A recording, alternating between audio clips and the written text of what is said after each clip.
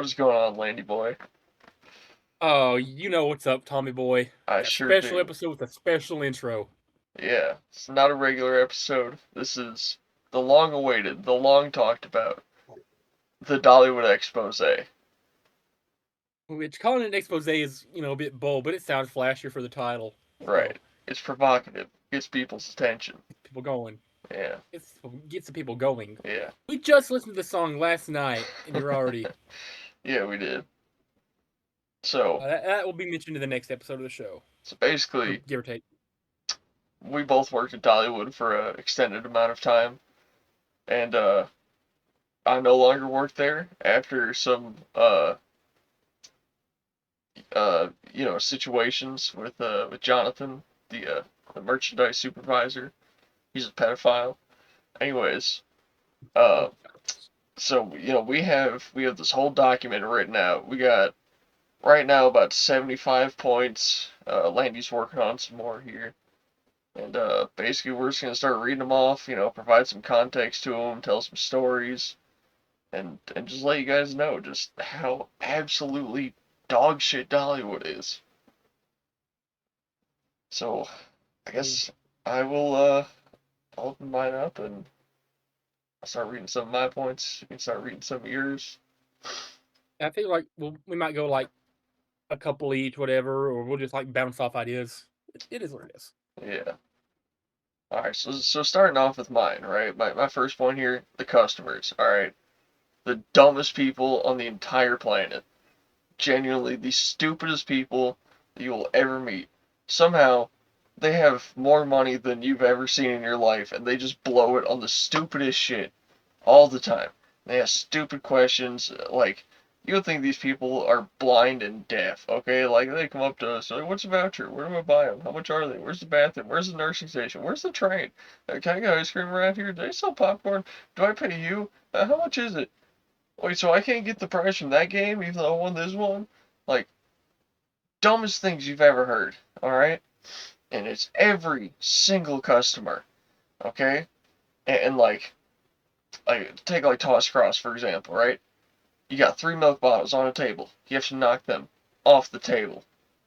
Doesn't matter what happens if they just knock one off. They knock them down. They don't leave the table. Whatever. They go, is that a win? No. Or they go, does that count? No. Like, but I knocked him over. I don't care. I don't fucking care. You didn't win. Okay. And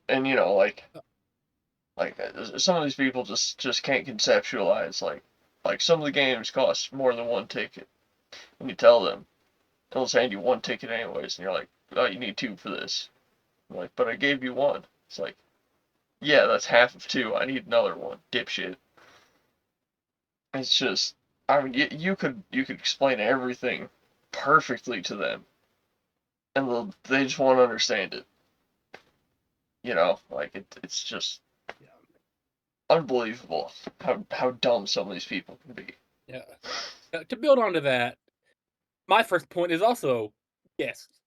So, nearly every single customer or guest, as we were supposed to call him, is a 22 IQ complete moron with no comprehension skills when it comes to reading or listening.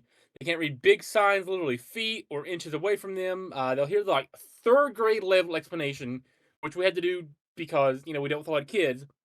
I just went down to explain everything at a third grade level, and a lot of these adults and older kids still could not understand it if they hear it three or even more times. I explain the rules, especially on 3 point or toss across. Right? That I'm sure we can agree. Those are like the worst two for rules, right? Oh yeah, And no matter how many times you explain it and how clearly you explain it, they still cannot understand how to play or what a voucher is, where to get vouchers, how much vouchers are, and that no, I cannot let you pay in cash, and I'm not letting you play for free. And this is how I have it written down on the page. You absolute water-brained, broke, incompetent, and illiterate, brain-dead, obtuse, mouth-breathing numbskull.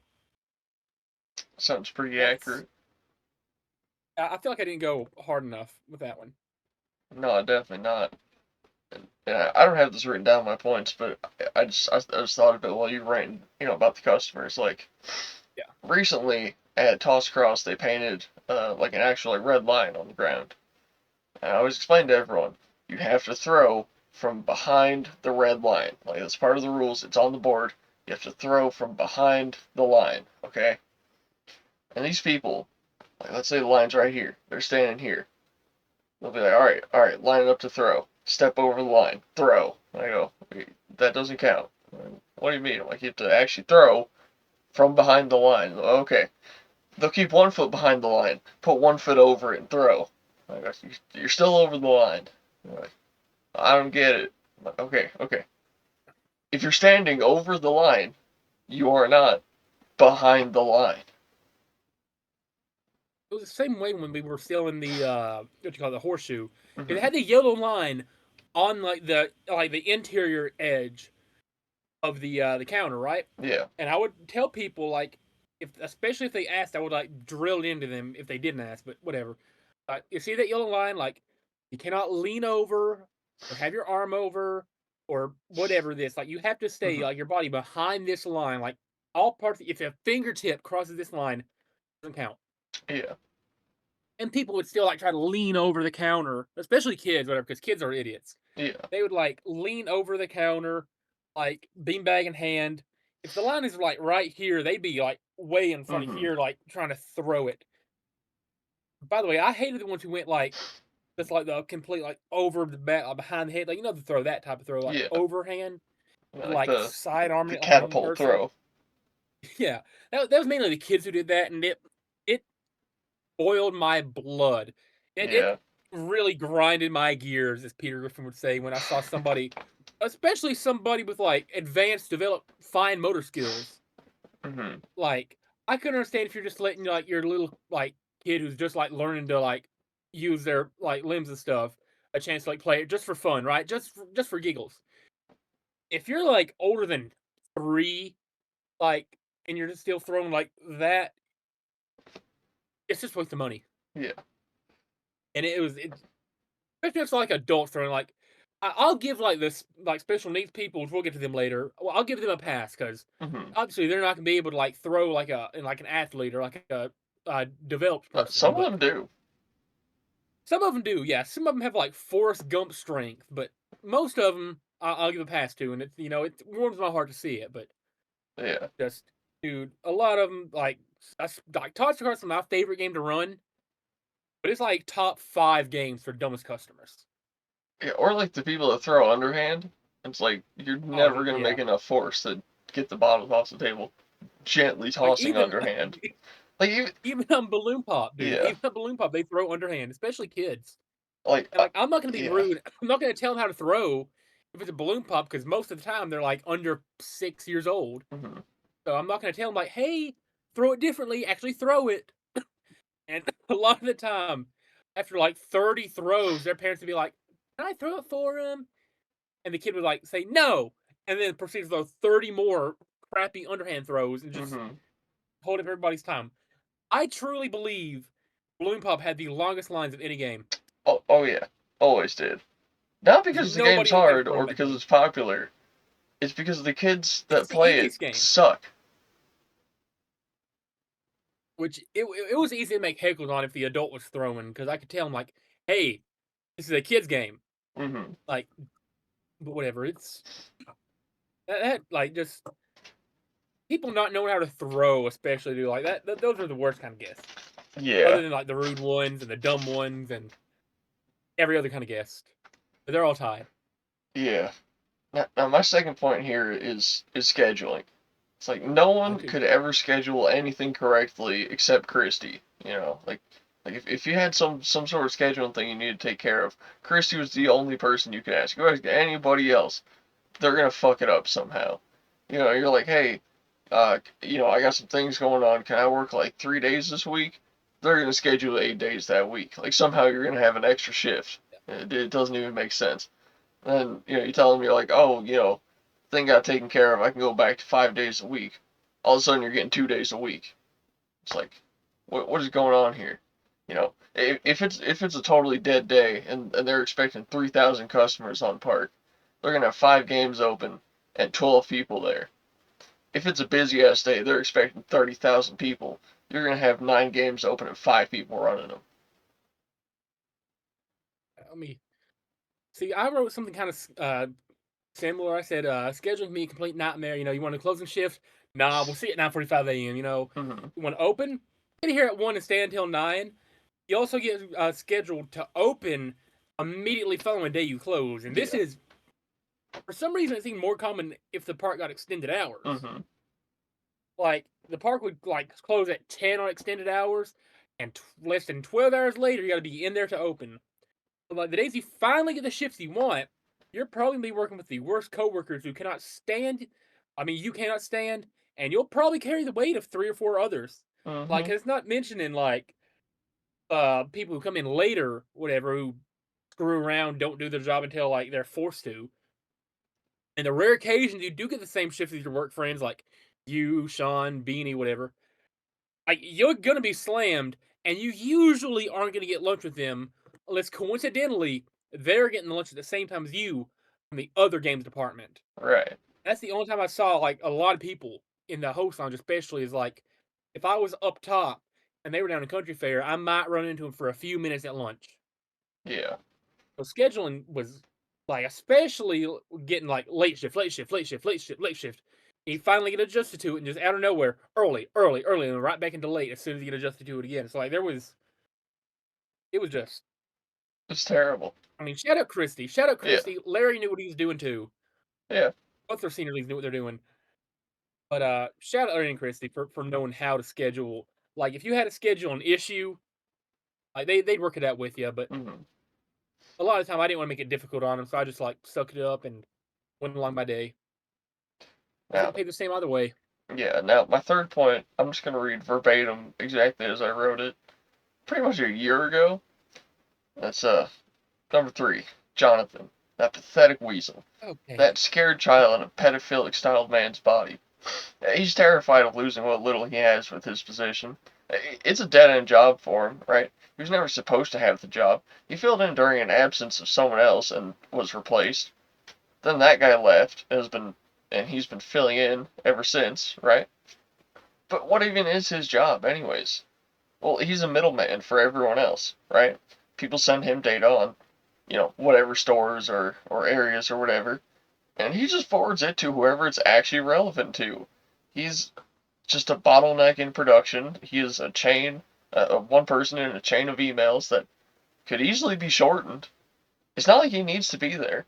If they took him out and just eliminated his position, not only would they save money, but the people that are sending the information to him could just send it to whoever's actually going to get it and just skip that whole step of Jonathan having to forward it. Outside of that, I mean, what else does he do, right? He picks out the shittiest possible prizes to put on the games. He makes everybody miserable with even shittier rules for us to follow that oftentimes don't make sense, contradict other rules he's made, or are just flat out dumb.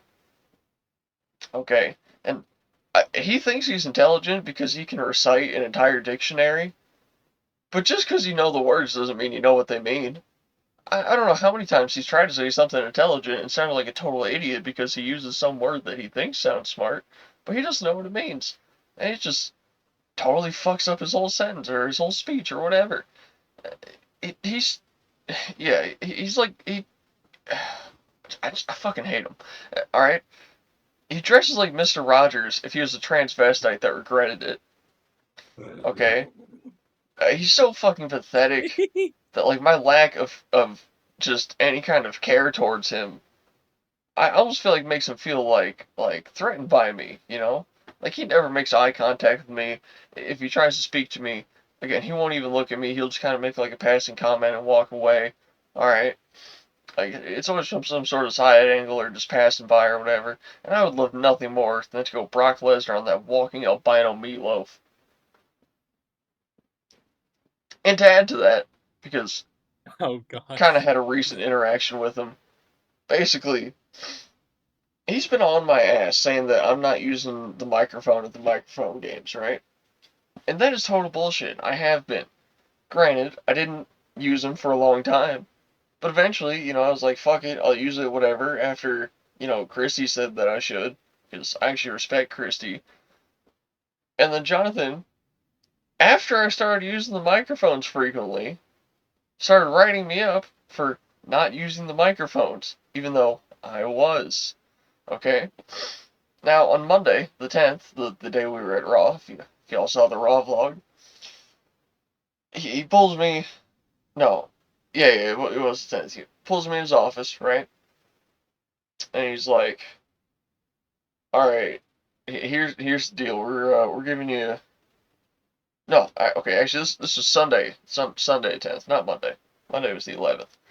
This is Sunday. He pulls me in his office and he's like, alright, here's the deal. I know it's like the end of your shift. It was 5 minutes before I was supposed to go home. He goes, we gotta discuss something. Oh, okay, great. Let's talk about it. What's up? He goes, look, I'm gonna give you a decision day. Okay, it's because you're not using the microphone. He pulls out this folder thing and he goes, I have a write up from the 27th, April 27th, and a write up from May 9th, being the day before. He goes, if you'd like to look at either of them, you can. I go, well, I know nothing happened on the 27th, and the 9th was yesterday, and nothing happened that day, so yeah, let me see them. And, so he shows them to me. Does the write up say that I was not using the microphone I was supposed to? No, no, that's not what it says at all. It says that I was rough playing with a coworker, which didn't happen. Never happened. Okay? So I just look at him and I'm like, well, you're kind of full of shit, Jonathan. And, throw him back to him, whatever. And he goes, so here's the deal. It's the end of your shift. I know you're going home right now. So we'll talk about this more tomorrow. And at that point, you can either make the decision to resign from the job, or if you want to stay, I'll be keeping a close eye on you. And the second you have another infraction, I will fire you. And he goes, if you decide to stay, we'll give you a day off, and then when you come back on Monday, or sorry, not Monday, when you come back after Wednesday, uh, I don't know why I said Wednesday, because it would have been off Tuesday, so when it came in Monday, made the decision, been off Tuesday, and then came back Wednesday, but for some reason he said when you come back after Wednesday, well, that's when the disciplinary period will start. And I already knew, like, I haven't, he's been threatening me with a decision day for the whole year. And I knew that if it ever came down to it, I would just quit, right? So I go in on Monday, the 11th. I run into him in the parking lot, and he goes, hey, what are you doing? I go, well, working, obviously. He goes, no, you're off today. It's your decision day. Like, no, no, no, no. You said I was going to come in today, and we were going to talk, and then I'd make my decision and have the following day off. It's like, nope, today's your day off. Go home, play some Call of Duty. I look at him like, well, I'm more of a Battlefield guy. But I made my decision. All right.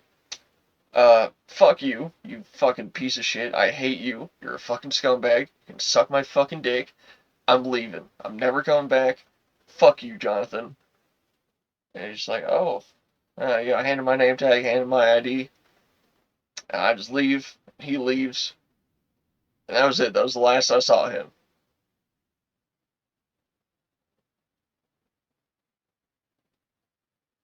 I mean, I don't have anything written down specifically about him, but at least I remember. Let me double check. I'll see what I have. Okay, yeah, I have one thing written down. I've mentioned him one time. All right, Okay. and mine isn't as colorful as yours. Mine just mentioned him in passing, but on the topic of Jonathan, right? I used to always joke around that Jonathan had a weird interest in microphones, a almost obsessive Mm-hmm. like obsession in microphones. I don't know why, but I said now that may not have been a joke. Why is almost every game required to wear a microphone and say things to get within a 100-foot radius like they care? If people wanted to hear what we were saying at any given game, they could just come over to that game and listen. But nah, that's not good enough for Mr. Jigglypuff Crush. I actually wrote that. Yeah. The mic quality sucked. You basically had to deep throw that thing for any audio output to go to the Mm-hmm. speakers. Nobody, except for Ty, shout out Ty, wanted to wear it. shout out him again for always wearing that on 3-point, regardless of who was working there. I hated it because, it's a microphone. I would always have it off or pointed away unless a lead was out, and half the time, the leads didn't care either. The only people who cared were Jonathan and then Larry, if Jonathan was around. Larry can understand if we didn't want to wear it, and he was usually pretty lenient about that unless, like, Eugene or Jonathan was around. The Yeah, rest of the time, he didn't care either. yeah, So, which was great. anti-shout at the anti-shout at the tech guys who, kept repairing them when they were inconveniently Hmm. broken, air quotes there, I can't air quote enough, broken, Yeah, I'd always cut the antennas off them and and be like, "Oh, it's not yeah. working." Oh, you do that? Yeah, I would break them a lot. I would do whatever it took to be able to not wear them, like, maybe, like, accidentally, like, leave it out in the sun or under a leak or something. Hmm. Thank God we kept 'em in that, like, crappy plastic box underneath the fan at 3-point, because that thing would trap moisture and heat Yeah. like nothing else, and that's why they kept breaking. Hmm. But, yeah, I hated the microphone so much, dude, and the only reason we wore 'em because he thought it would attract more business with. Spoiler, we had the same business with or without 'em. In fact, I think we had slightly less business with microphones because nobody Oh wanted to be in front of that loudspeaker, like, blowing your eardrums out. yeah, and last season, right? Actually, technically the 2024 season, they got rid of all the sound effects on the iPads that we actually loved using and would frequently use for just really really shitty generic like I don't even know what you call it, fucking xylophone music. And so we all just stopped using the iPads. And then last year they're like, guys, need to use the iPads, need to have the music playing. The guests want to hear the music. I conducted some guest surveys, and I'd ask every person. I'd go, "Hey, listen to this really quick. Do do do do do do do." I'm like, "Would you rather listen to this unbearably loud, annoying music while you play the game, and then turn it off?" I go, "Or would you rather just play the game?" They would always say, "Yeah, I don't want to hear that music." So I would never play the music because every single guest, like I did not have one single guest ever tell me that they would prefer to play with the music on. And then this year, they put the music on and then like locked down the iPad so you couldn't turn it off. It was just playing 24/7 around the clock, no matter what. And wouldn't you know, less people were playing games because they're so fucking annoying. Yeah. I can hear that happy-go-lucky music, whatever it was. I don't know the name of it, like the Sunshine and Rainbow Hmm. song that Larry loved playing. I can still hear that in my nightmares sometimes when I'm having Dollywood PTSD. Yeah. I will admit though, I loved using the sad trombone Yeah. on or sad trumpet, whatever it was. I think it was a sad trombone on Toxicross. Yeah, it was That's the great. only sound effect I ever used on any game I'd use that and the was that applause. at Toxicross. I never used the applause either. Most of the time, people around him would use the applause for him.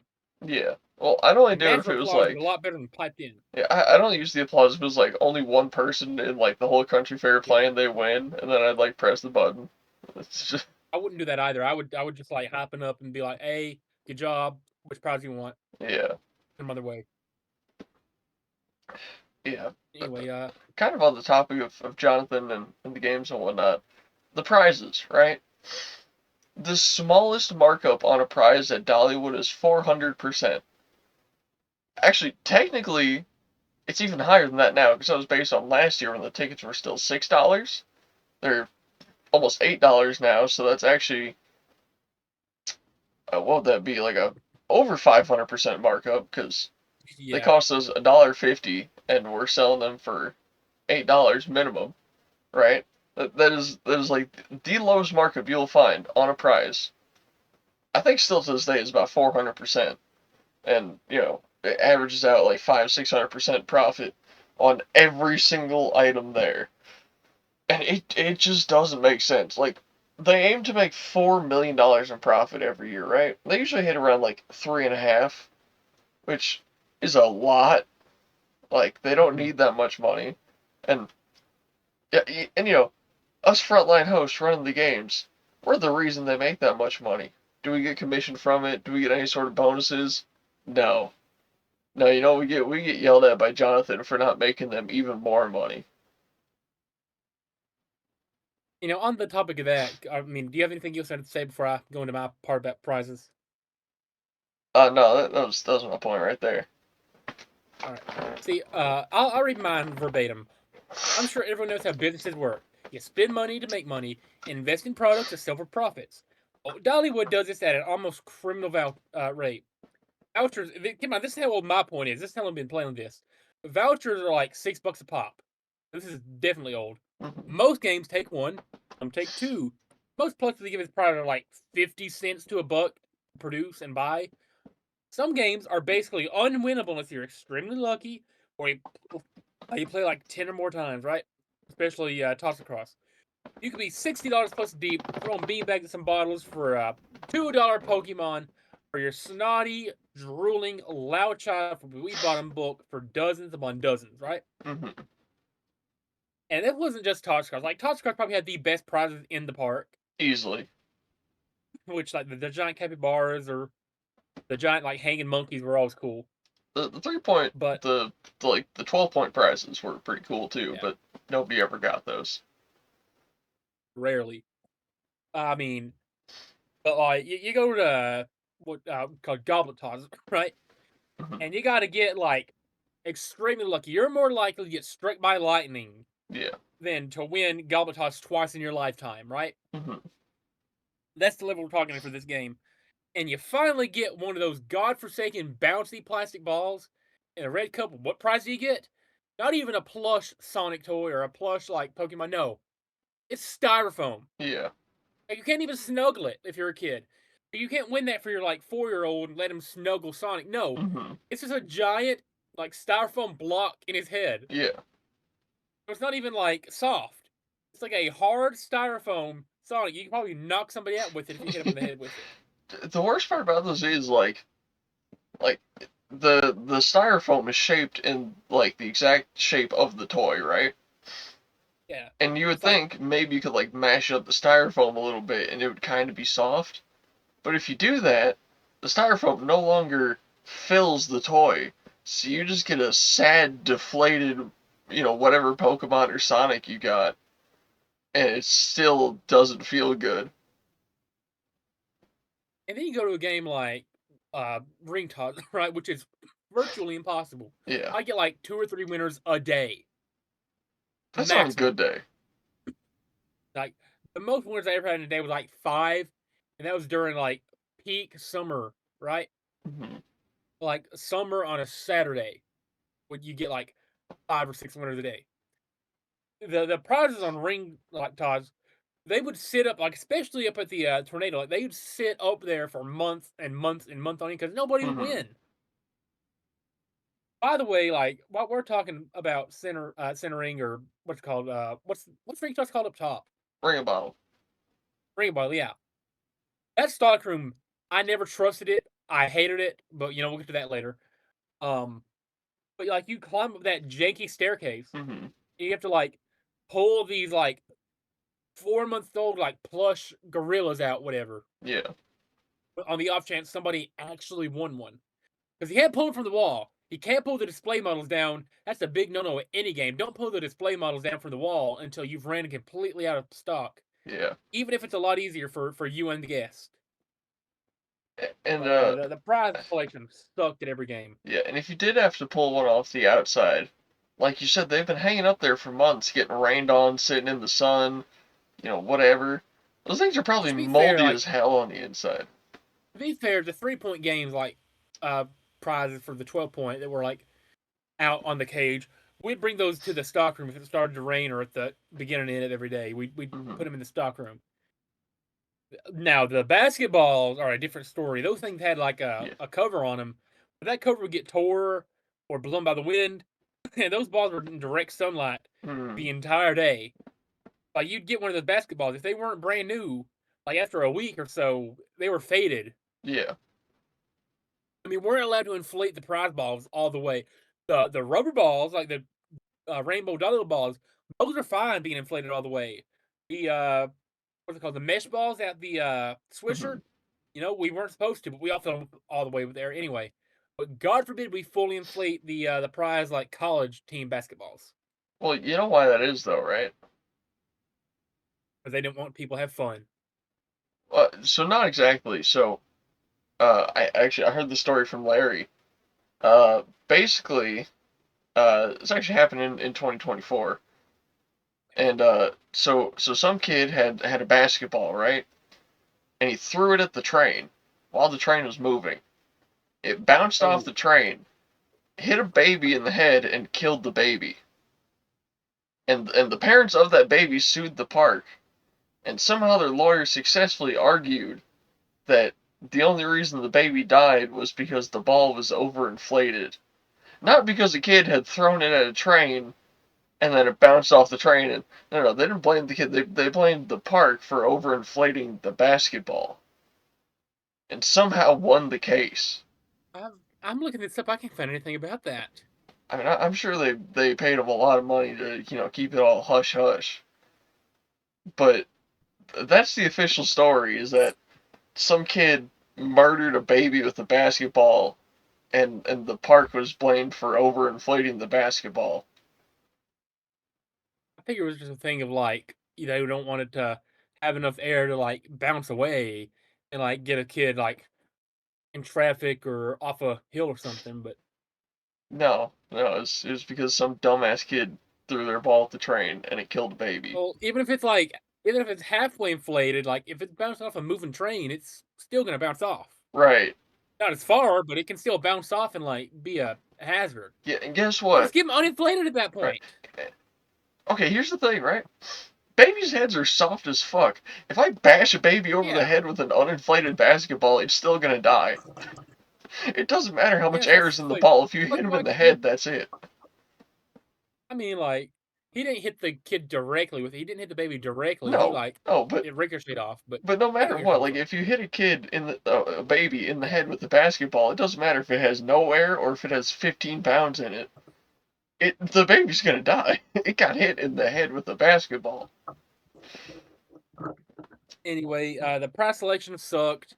We had a bunch of colleges that nobody who came to the park was a fan of. Yeah, How many times, like, do you think people took a VCU basketball out of options zero. like Kentucky? Yeah, like you have options like Tennessee, which is obviously going to be our best seller because we're in Tennessee. Hmm.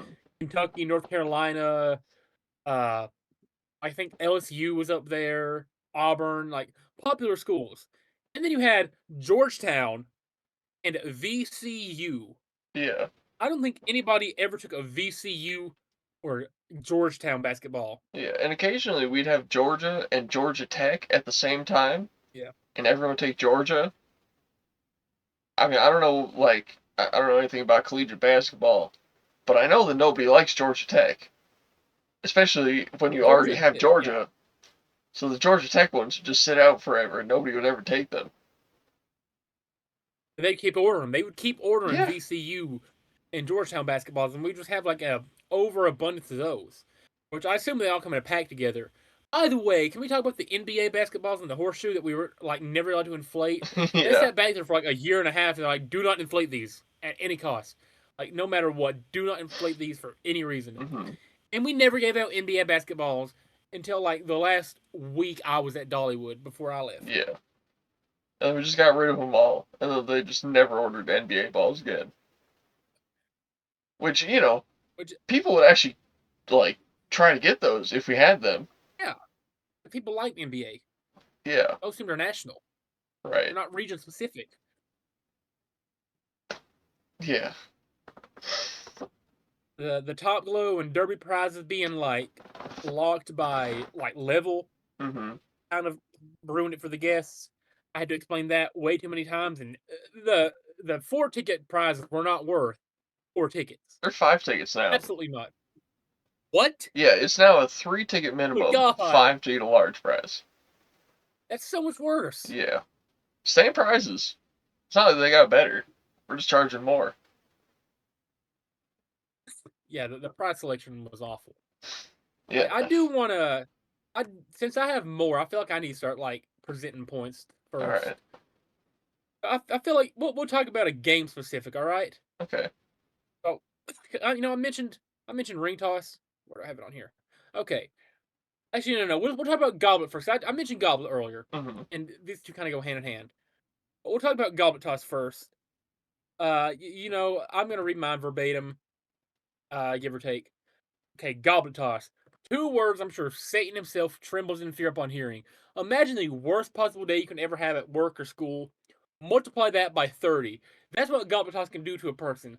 Without fail, it goes the same exact cycles. You open the game, dead for 30 minutes, one person plays and suddenly the floodgates open. 10 games in a row, 6 buckets each time, dead for 10 minutes. 10 games in a row, all 6 buckets each time, dead for 10 minutes. Rinse and repeat. You'll be counting down the minutes to lunch when suddenly the person before you takes their sweet time coming back and again delays your lunch by 20 minutes. You go to lunch, which goes by extremely fast, faster than normal, come back, ask how it went for the breaker, and like, oh yeah, it was dead like 90% of the time. Mhm. Immediately after they leave, 6 more people come up to play and it continues until you clock out. This isn't to mention the severe leg and back pain you'll have for 48 hours after wrapping up a shift on the game. Now, sure, you're supposed to have a grabber, but it's broken or gone 100% of the time. You're bending and leaning and climbing to retrieve the balls, which a lot of time we're getting stuck on the prizes and the grid wall.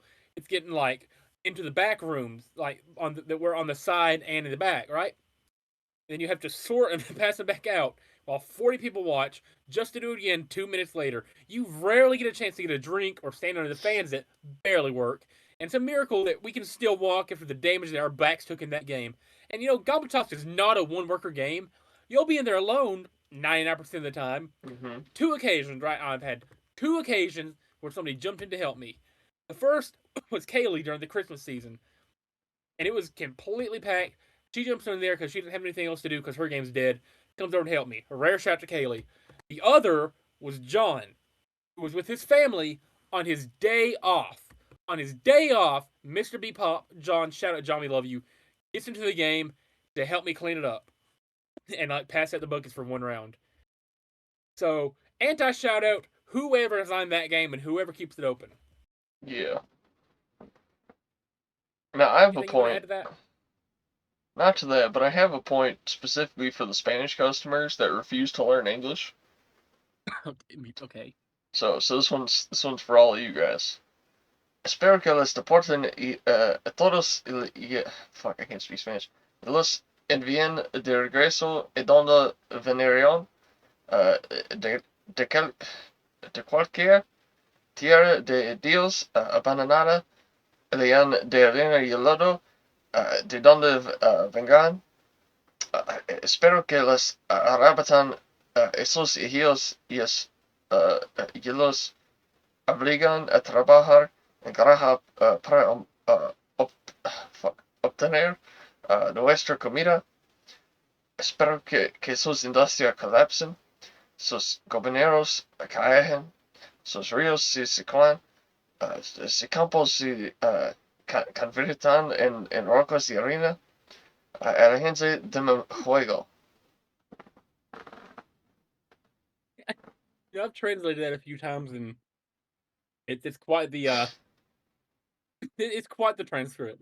Yeah. Let me find because I wrote something about foreigners too. With Okay. that. Okay, I figure I'm just gonna keep reading mine verbatim. So, listen, I'm not really racist, Yeah, you are. not at all. No, I know I say like the stereotype and stuff, but I'm not really racist. But there are some stupid foreigners that come in, and there's a lot of Hispanics and family of 32 all walking around together, occasionally obese and sweaty with about no less than 12 children who all want to play games. The children at least speak semi decent to fluent English, but the adults know maybe 14 words combined between them. You cannot explain the games or rules to them, and they cannot comprehend not winning a prize simply because they play. They expect a prize even if they lose. This is most prevalent at Totocross because, they love some baseball, right? They'll throw an absolute 6 mile per hour meatball, knock one bottle off, and expect to win a 15-pound capybara for their snotty, loud 5-year-old who is probably covered in food stains and soaking wet from the log flume ride. Oh, and there's the families who are the same way but with top glow and cannot fathom the concept of small and large prizes and will run two of their kids and have the audacity to ask for a top shelf prize. The Europeans would be cool if they didn't have to stress the fact they're European and constantly say something about my accent or keep asking me questions about the South like I care about them and their buddies. Yeah, now, I do have another thing about foreigners. I didn't write it down, but dude, Indians, alright? Oh yeah. Listen, I don't like Indians, alright? I don't consider myself a very racist person. I have an Indian friend. His name's Jarwar, alright? Jarwar Singh Kalan. That's how Indian that dude is. I hate Indians though. Look. I have never had a problem with theft at Dollywood from any other ethnicity of people but Indians. All right, like, dude, here's the thing. Same. I'm such a cool dude. If someone comes up to me and they're like, "Oh man, I don't have any vouchers, but like I really wanted to get that prize," I'm like, "Here, take one." Like, is that theft? Yeah. Do I care? No. Indians will walk up and just start grabbing shit and then just try to walk Yeah. away. And I always stop them. I'm like, put that shit back. Get the fuck out of the park. And then they just they just do the Indian stare where it's Yeah. And then I basically have to like threaten their lives to get them to put the stuff back. I had this Indian family of 4 or 5 come through one time. Dad, typical Indian dad, like the thick mustache, the glasses, the typical like skinny Indian dad build, right? Hmm. There's 2 types of Indian dad builds: obese and skinny as a rail. Yeah. Guess it was the latter. And he's like he behind the counter of Derby, right? Like I'm behind the counter, he's on the other side, like facing the game, and he like leans in real close to read my name tag. He's like, London. Hey, London, can you tell me, sir, how much to buy one of those prizes? And he points to the top shelf at the one of the like Harambe prizes we have, right? That's Hmm. what I call them, the Harambes, Yeah. the little gorillas. And I tell him, you gotta have, I think, 4 people. Yeah, you gotta have 4 people, and the winner can pick any prize they want, including the gorillas. He's like, oh, okay, I come back, I come back. Didn't come back at all. But Hmm. he was definitely like I was like watching him, like see if he was coming back, because like obviously I'm gonna try to keep looking busy, but he wouldn't come back. But he was eyeing him. He was eyeing him, definitely trying to see if I was paying attention so he could like swoop in. That's Do I know for sure that's what he was doing? No, but that's what I assume he was gonna do, is try to swoop one, because Hmm. I'm assuming his kid wanted one or something. Yeah. Yeah. No. Like I literally, I can't even count how many times some Indians just walked up and just grabbed something. And I step out in front of them, like, put that shit back right now. It's like, huh? I Like, had put somebody that back. Like, but I have it. I don't fucking care. Put that shit back or I'm gonna stab you. They're like, oh, I okay. I I did once have a 13 percenter when I was at Balloon Pop up top at the tornado, run by, grab something out of the basket, and when I tell him like, "Hey," and he turns around, he sees me there. He's like, "Oh no, man, I didn't mean." Still, I was gonna put it back. And he like slowly backs up, puts it back in the basket. I'm like, "Sure," Hmm. just lean it. Like, really, just walked by and grabbed something out of the basket. Saw me there too, and acted like he didn't. Dude, I had a wannabe 13 percenter, a wigger, if you will, at a 3 point one time. You know, and he gets like 7 or 8 points or whatever, so he gets like the medium prize, which is the basketballs and like whatever plush we got hanging up, right? And I think we had some sort of like uh oh shit, what was I? I think it was like a lion sort of thing, but like a cartoon lion. I don't know. It was something stupid like hanging up on the wall, but it was one of those like cheap ass styrofoam plush. And I'm like, all right, you can either get a ball or like one of the plushies. And I see him like looking at the plushies, whatever. And he's like trying to grab one off the wall. And I'm like, yo, we got him in the buckets right there. It's like just grab one of those. And he's like, huh? He just rips one off the wall and then like walks away. And he comes back like 5 minutes later. He's like, yo, this has a hole in it. Can I get a new one? I go, you put the hole in that. He goes, no, I didn't. I go, yeah, you ripped it off the wall and you put the hole in it. It's like, well, can I get a new one? Like, are you gonna take it out of the basket? I was like, oh yeah, yeah, sure. Rips another one off the wall. Comes back 5 minutes later and he's like, yo, this one's got a hole in it too. Can I get a new one? I go, nope, you can get out. It's like, what? Like, Valid. you put the hole in that. You actually put the hole in that other one too, so you should pay me for that one as well. And then you can leave and not come back. It's like, man, fuck this place. I ain't never coming back. Like, good. I don't want you to. Oh man, let me see. Where am I gonna go next? Where am I gonna go next? Uh, you want to talk about a good thing, or do you want to save our like one of our rare good points for a little bit later on when we're deep into this? You can bring it up if you want. All right, this one we both have. So I want to bring it up first because this is something that I'm pretty passionate about when it came to guests. So on a light note, we'll give you a little breaks here and there. Having disabled customers, right? Yeah. Much like you mentioned one of your points, like I said, like I'm sure you'll want to read yours off. I rarely, if ever, let a disabled person, adult or child, leave my game empty-handed. Right? If it's something like toss across, I would scoot the balls back or sneak them a few extra throws before giving them a prize, like from balloon pop or something, just so they leave happy. If it was dead and they wanted to play while their family was riding a coaster, then absolutely get over here and play as long as you want. And I've had that happen to me before. This lady, I believe, like probably in her 20s or 30s, disabled, with her one of her family members, played fireball toss like up to tornado for like 10 minutes, and it was just me and Larry, who was on register at the time, and we made sure she didn't leave empty-handed. Gave her as many throws as she wanted, made sure she got at least one prize from some other game. Hmm. You know, some of these people are just balls of happiness and positivity, and even on my worst days, I'd be sure to treat them the best I could. It didn't matter if it was one of those days where I absolutely hated my job, they would cheer me up, even if it was just for a little bit, because they deserved the best, and I treated them best I could. Yeah. Yeah. I got pretty much that same point here. And I wrote, now, look, I like being a dick to customers, and this whole doc's just me griping and complaining about stupid guests and stuff, but there's one exception to the rudeness, and that is disabled customers, okay? If some kid with a disability or a deficiency or whatever like comes up to my game, I do not let them leave empty-handed. All right, I refuse to. They're getting something out of that game, and I'm gonna treat them better than I'd ever treated anyone in that whole park, right? And there's two instances that I can think of. One of them, this kid was playing Goblet Toss, right? And he could not even get a ball like up to the table. Like he could not physically throw him that far. And I was talking to his, I think it was his dad, and he was telling me that like he was riding around on like a little, razor scooter like down the road and got hit by a car and like almost died, right?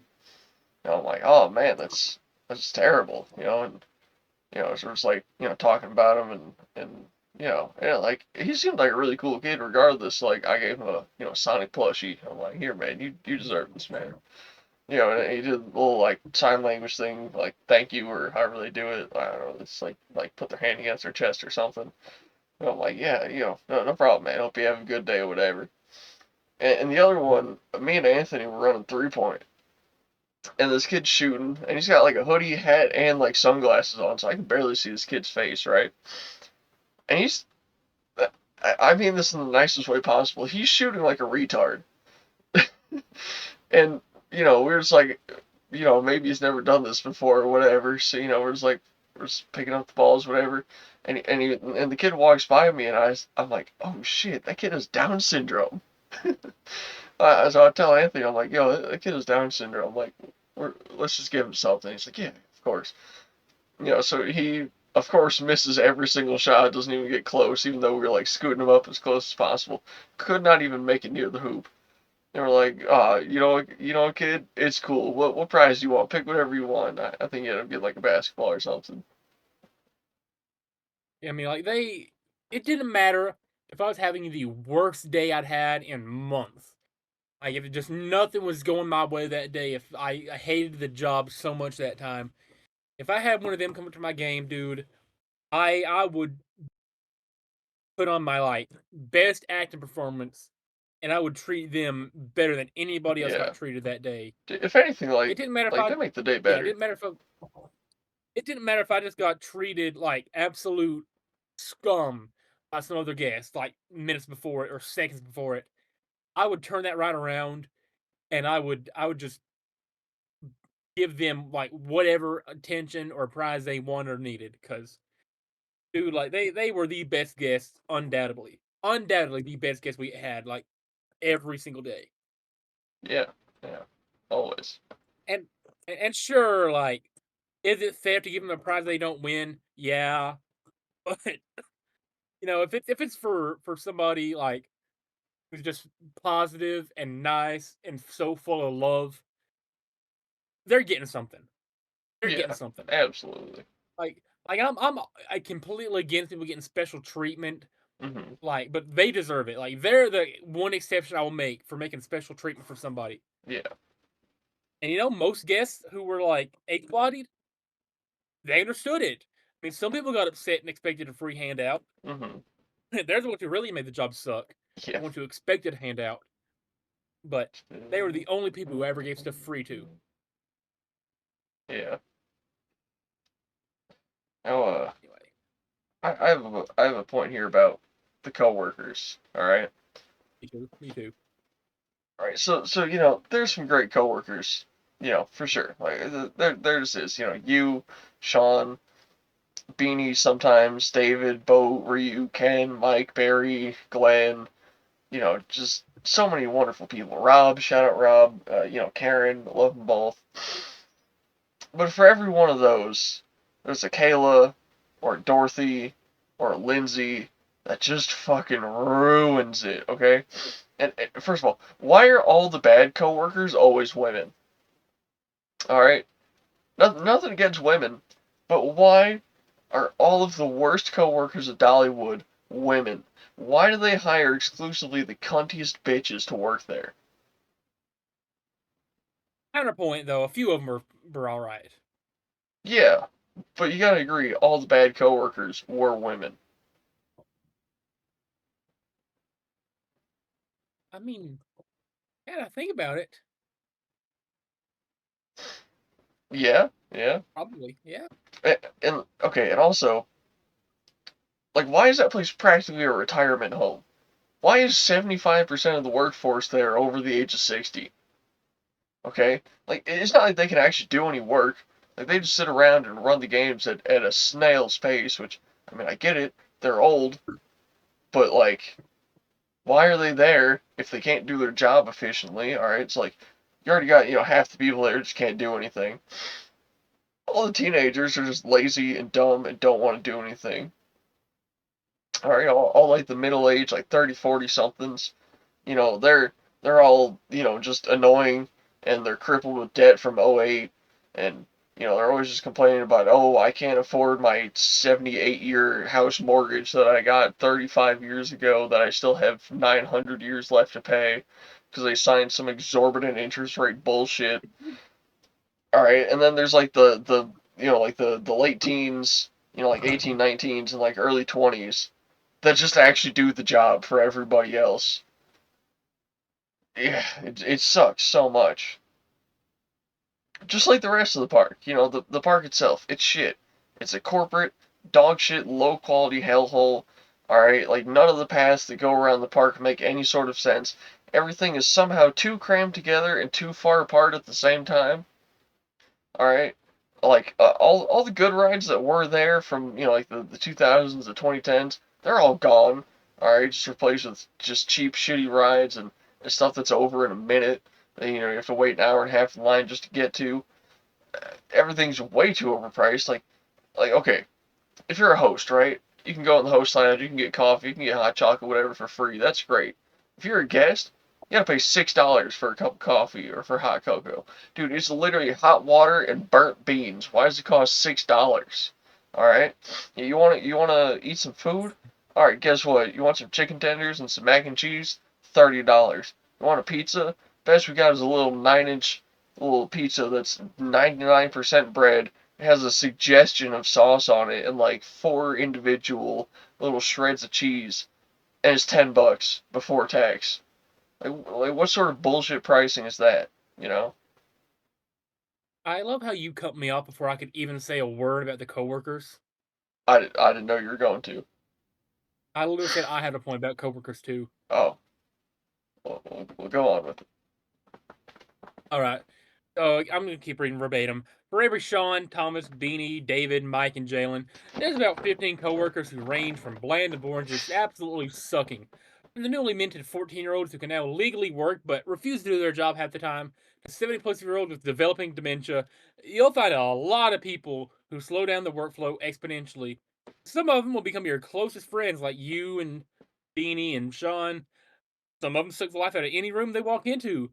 Everyone has coworkers they hate, of course, but there's a lot of people at Dollywood, in every department, mind you, who on the daily act like someone shot their dog and poisoned their cat that morning. Every day just hating life and everything that comes with it. Hmm. And the higher ups of upper management cannot fathom the concept that fun exists and that we want to have fun with our friends while working in games of all places. Right. Especially Eugene. Oh yeah, yeah. Eugene sees fun going on, and he'll fire you. It's like you got a smile on your face, you're fired. If you even think about smiling, it's like he has like a spidey sense of like everybody's like inner conscience. If you Yeah. even think about smiling, There's there's you're a getting executed on the spot by firing squad. yeah. If he detects an individual unit of dopamine in your system, you're fired. Like we're not even measuring milligrams or nanograms. No, no. If there's one single dopamine in your brain, you're fired. Like it's the fact that we were like in the technically the most fun department of the park. Uh huh. Like the fact that we weren't allowed to have fun, other than like if it was completely dead and we were on break. That sucked. Yeah. I did like to get my get back on Eugene though. Like if I ever saw him walking around the park and someone asked me a question, I'd be like, "Oh, I'm new here, but you see that guy over there? That's the president of the park. You should go ask him." Like if someone has a complaint, they're like, "Man, these games are just too expensive. I can't even afford to play these anymore." I'm like, "Man, you know who would love to hear that? That guy right there. He's the president of the park. Go tell him. He can change it for you." And I would send dozens of people to go annoy Eugene. And I'm sure he hated it, but he's the president of the park, so he has to serve them with a smile and give them everything he wants and bend over backwards so he can fuck his ass. And yeah, I hate that guy. All right, you mentioned Eugene. You mentioned Eugene. All right, let's get this out of the way. My this is the 23rd point of my thing, but we're going to unchronological anyway. I have this point is literally titled Eugene and Friends. All right, Eugene and Friends. Like he So the has man who any. makes a stupidly huge amount of money to do like maybe 5 appearances per year, he'll just show up randomly with two or three other men paid stupid money, walk around the park. If you're having any amount of fun and you see him, you better stop immediately. Hmm. He's the man running the dictatorship, and he tries to rule with an iron fist, implementing ideas that just ruin what made the park special. Examples include their country fair remodel, shutting down Blazing Fear for the past year, completely taking half the fun of Latin right away, banning anyone from having fun with coworkers, and that's just scratching the surface. Yeah. What else has he done? Extends park hours. I'm sure he greenlights that. I keep moving the opening date closer and closer and closer to Hmm. the beginning of the year, so you're getting less and less time off between seasons. I'm sure he's screwing with the prices of making things more expensive. Oh yeah. He's I wouldn't be surprised if he's the cause of shrinkflation worldwide. Eugene, things Yeah. like get smaller, but the price goes up, Yeah. I'm sure he pioneered that. and just like every other thing, like that makes the park not as good as like people claim it used to be. Yeah. And on the topic of pricing, right? The season passes, all right. The basic season pass is $169 nice dollars. And what do you get with that? You get to ride roller coasters for $169. Okay, that Hey, but doesn't even. You can listen to some crappy music too. Yeah, does that even get you into the water park? No, no, no. That's a $224 option, right? Now you might also think, well, the gold pass, that's also $224. Does that get me into the water park? Nope. No, no, no. You want to get the gold pass, which, by the way, does not get you anything more than the silver pass. Well, okay. It gets you a discount at 3 shops that you will never go to. Other than that, if you want to go to the water park, that's a $300 option to get the gold pass and go to the water park, okay? Now, does it get you anything extra? It's totally useless. But you know what's even more useless? It costs even more money. The Diamond Pass, and that's $350. Now, that does get you into the water park, all right. But you could also get the exact same benefits and get into the water park for $224 if you get the Silver Pass, or you could pay an extra $125 and get a different colored pass that does the same thing. But you do get one, benefit with it. All right, you know what that one technical benefit you get with the Diamond Pass is? You get a discount on day passes that you will never buy because you have a season pass. It's ridiculous. And then they got this thing called the tasting pass, okay? It's $45 for the tasting pass. Now you might think, $45 tasting pass. What does that get me? Maybe I'll get to sample some foods. Maybe I'll get access to specialty restaurants. No, no, no, no. What they advertise is that you get quote unquote preferred seating. What is preferred seating, you might ask? Well, you walk into a restaurant, you go, hey, look, I paid $45 for the tasting pass. They go, oh, follow me. And they sit you down in one of the hundred and something seats across the entire restaurant that are no different from any of the other seats in the entire restaurant. It, maybe you think, oh, preferred, like, maybe I prefer this kind of seat, so they'll go seat me there. No, they're gonna Yeah. see you in what's ever available. It's a total scam. You don't get anything. You don't even get a discount on the food. You still have to pay full price. So what does that $45 get you? A little placard that says I'm a fucking retard.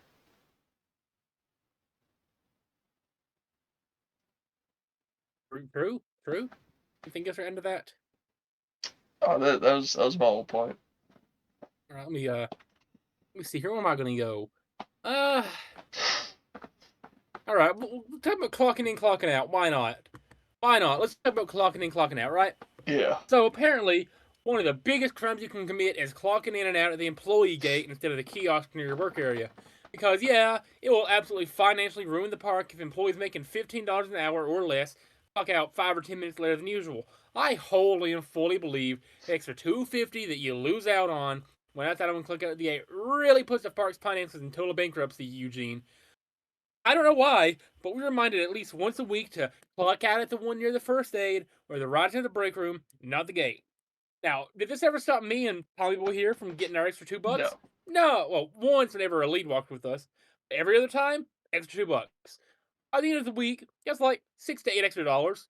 If So, that. current employees who may or may not see this, take that extra walk to the gate. Just don't forget to clock out like I did a few times. Yeah. I have literally never clocked out anywhere other than gate 4, except for like the few times that I was like closing up a coaster and the lead was there and like made sure that I clocked out at the coaster thing. Other than that, Like they're not, they don't like only gate track the 4. location you clocked in at, does it? No. Because they never got onto me every other time I clocked out at the gate. Yeah. Every other time I did it, they never got onto me. So it's not like it's location tracked.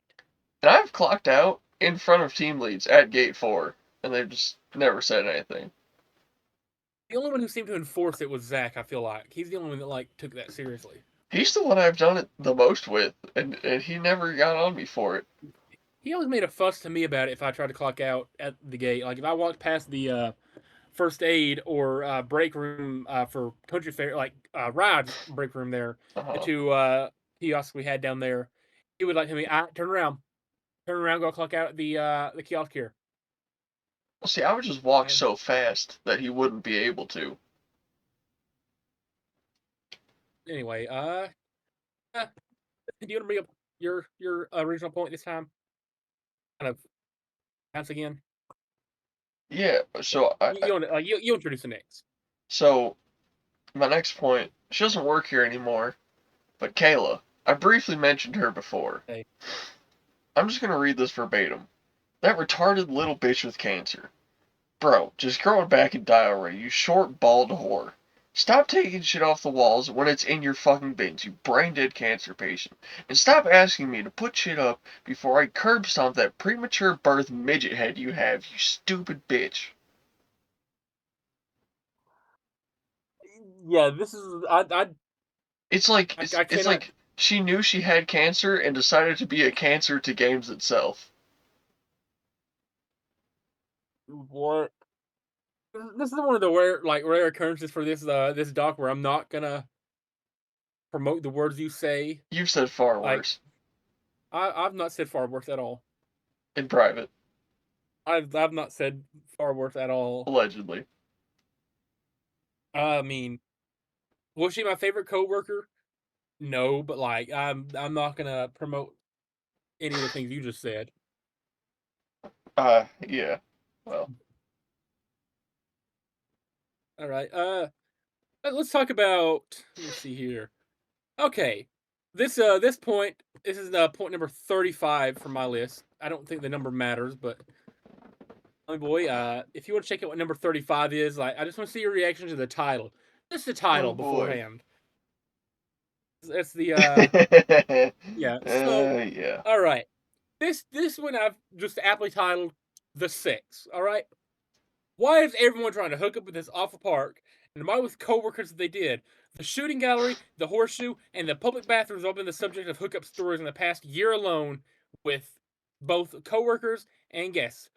This isn't including highly likely ones of employee bathrooms and backstage areas, both in theaters and figuratively as in behind the scenes, that could play host to and probably have on a daily basis. I'm not going to name names out of respect for them because they're minors when this occurred, but on one occasion, somebody got caught in the back of the horseshoe. And again, because we were minors at the time, I'm not going to reveal their names, but I it will. It was happened. Austin and Katie. I'm I'm going to turn a blind eye to that. I did not hear who you just said. Um, but then another time, two people were caught in the shooting gallery by Caleb. Shout out Caleb. And he kind of passed that information along. Now, this is through a game of telephone, so I don't remember all the details that I do. were actually there or I not. was But also there. did you see it with your own eyes, or did Caleb just pass it along to you? Well, so I didn't see them doing the shaboing boing in the portal of Narnia, but what happened is we were getting prizes out of the shooting gallery, right? And Kaylee and Nathan were in the back corner where like all right, so like let's say the doors are right here, and then it sort of goes like this way, and then there's a wall like immediately this way, and there's a breaker box in this back corner here, and they had some boxes coming out this way, right, to kind of block the view. So we go in there to get surprises, and the stuff we wanted was like right in the front corner, right? So we could have gone in, got the stuff, got out, and never known they were doing it back there. But we opened the door, and they immediately both poked their heads out from behind the boxes, and they're like, "Whoa, you guys need to get out! What are you doing in here?" And we're like, "Oh shit, whatever." So like, we just close the door, we leave, right? And like, and Nathan comes out like 2 minutes later, fully dressed. By the way, when they both poked their heads out, it was very clear that they were both completely shirtless, at least if not totally naked, maybe. And and Nathan he comes right up to me, and goes, "You didn't see anything, right?" And I go, "I saw a lot more than I wanted to." And he goes, "You didn't see anything, right?" And I go, "I'm not gonna tell anyone, but I know Until now. exactly what you were doing because Until I now. saw it." No, I started telling people the day he left. We give her a lot of crap, rightfully so. Yeah, Uh, that you know, not even disappointed. I'm just not surprised. I was gonna say disappointed, but not surprised. But I keep don't in think I can mind, be any more disappointed than I keep in already mind, was. Nathan is married, has And a has daughter, children. has a child. Yeah, too. He might have two now, but he only had one when this occurred. Married, Married though. has a daughter, is fucking a whore in the shooting gallery. I would hope to God that's not his like one free pass. I can see them having like a free pass relationship. I hope that's not who he uses free pass on, if that even is the case. Yeah, her like his wife's probably Ryan Gosling, and he's like, I got this one coworker. Keep in mind, she used to work at Dollywood too, so she knows who the adulterator is that a word? Adulter, whoever he committed adultery Adulterer. with, he knows Yeah. who. Yeah, no, the adulterers who committed adultery. Oh. the co-conspirator of the adultery. Yeah. She knows who the co-conspirator is. Yeah. Yeah, And I, out of just pure respect for Nathan's wife, I'm not gonna name her name. you know, I I, don't. yeah, No, don't I was listen. hoping that I'd see her at the park. Let's not cross that line. Let's not cross that I don't line. know what her name is. I knew it. I know it. But anyways, like I had seen her at the park a couple times before that, and I was really hoping that I would see her again before Nathan left, because I was gonna tell her. I'm sure she knows. Yeah, well, I was gonna make sure.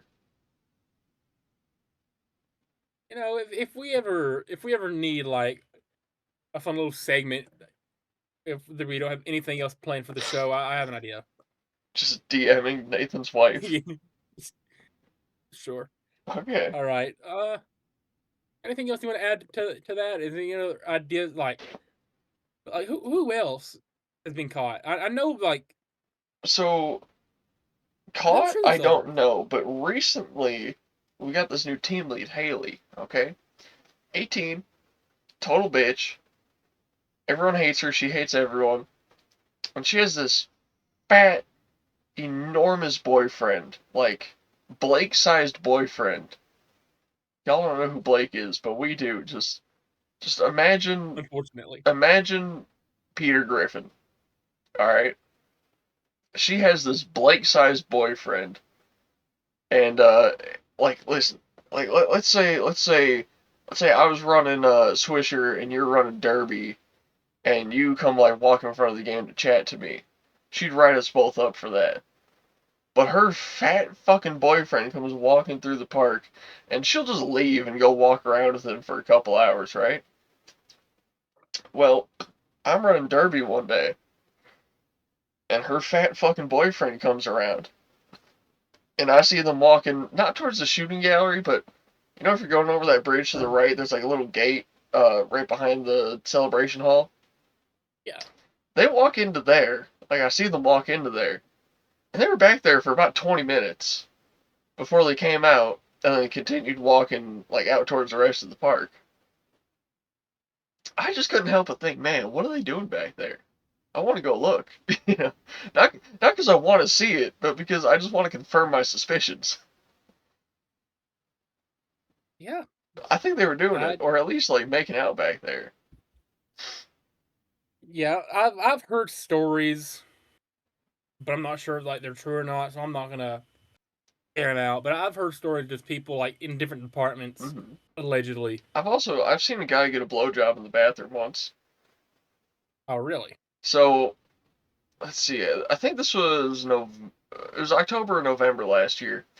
I remember I was running balloon pop that day, and I went to use the bathroom. It's like right behind the blue ribbon, and and I walk in, and I see two pairs of feet in the small stall. Right, one of them is like clearly standing up in front of the toilet facing the door, and the other person is on their knees in front of the door facing the toilet. And I just went, "Oh my god, that dude's getting head." It was two guys, by the way, like clearly two guys. Uh, And I was just like, "Oh, that dude's getting head." So I'm like, I just leave. I go back out to my game. I see Leah. I'm like, Leah, you're not gonna believe this. There's two dudes giving each other head in the bathroom. Yeah, yeah, that was something. all right. Let me try to figure out what my next point's gonna be. All right. We'll just go one down from what I had on here. Uh, this one's called "Discussing Coworkers and Their Hygiene and Hand Washing or Lack Thereof." Okay, so James, why games employs some of the smelliest, dirtiest, greasiest, most repulsive humans is beyond me. I'm James, not gonna name names, but James, people looking smelly they've never Dorothy. touched a shower handle in their look like they've never touched a shower handle in their lives. Seriously, you think they're allergic to soap and water? The same applies in the restroom. I'd always wash my hands after I finish my business, especially if I was on the clock and I better help a guest or go eat lunch. Hmm. There's certain individuals who, for whatever reason, just won't clean themselves up.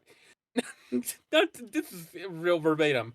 Not to mention smell like human feces, which oddly enough was not limited to one occurrence nor one person. James and Dorothy. Guests can be absolutely rancid. Guests can be absolutely rancid. But we came to expect that. You'd think the people getting paid to work there would care, but nope. They just came to their shift looking or smelling, sometimes both. They just rolled around in a pigsty for half an hour in their uniform before immediately clocking in. Yeah. Your little ad libs there like threw me off terribly, but James and Dorothy. It I was never had a them. never had a problem with either one of them. I just want to let me know. I've had so many problems with both of them. Anyway, you want to introduce a topic or two? Yeah. So I have 2 points that I'm actually just gonna put into one because they're the same thing. Okay. So at the time I had written this, Zach had just taken control of the country fair and was doing Zach things. So the breakers, okay? Apparently, I'm like the only person in all of Dollywood that actually like understands how breaks works. And What's oh the my problem? god, I've been sneezing like crazy this like whole last month. I don't know what's up. So the breakers, right? Apparently, I'm the only person in like all of Dollywood that understands how they works and can actually get them done on time.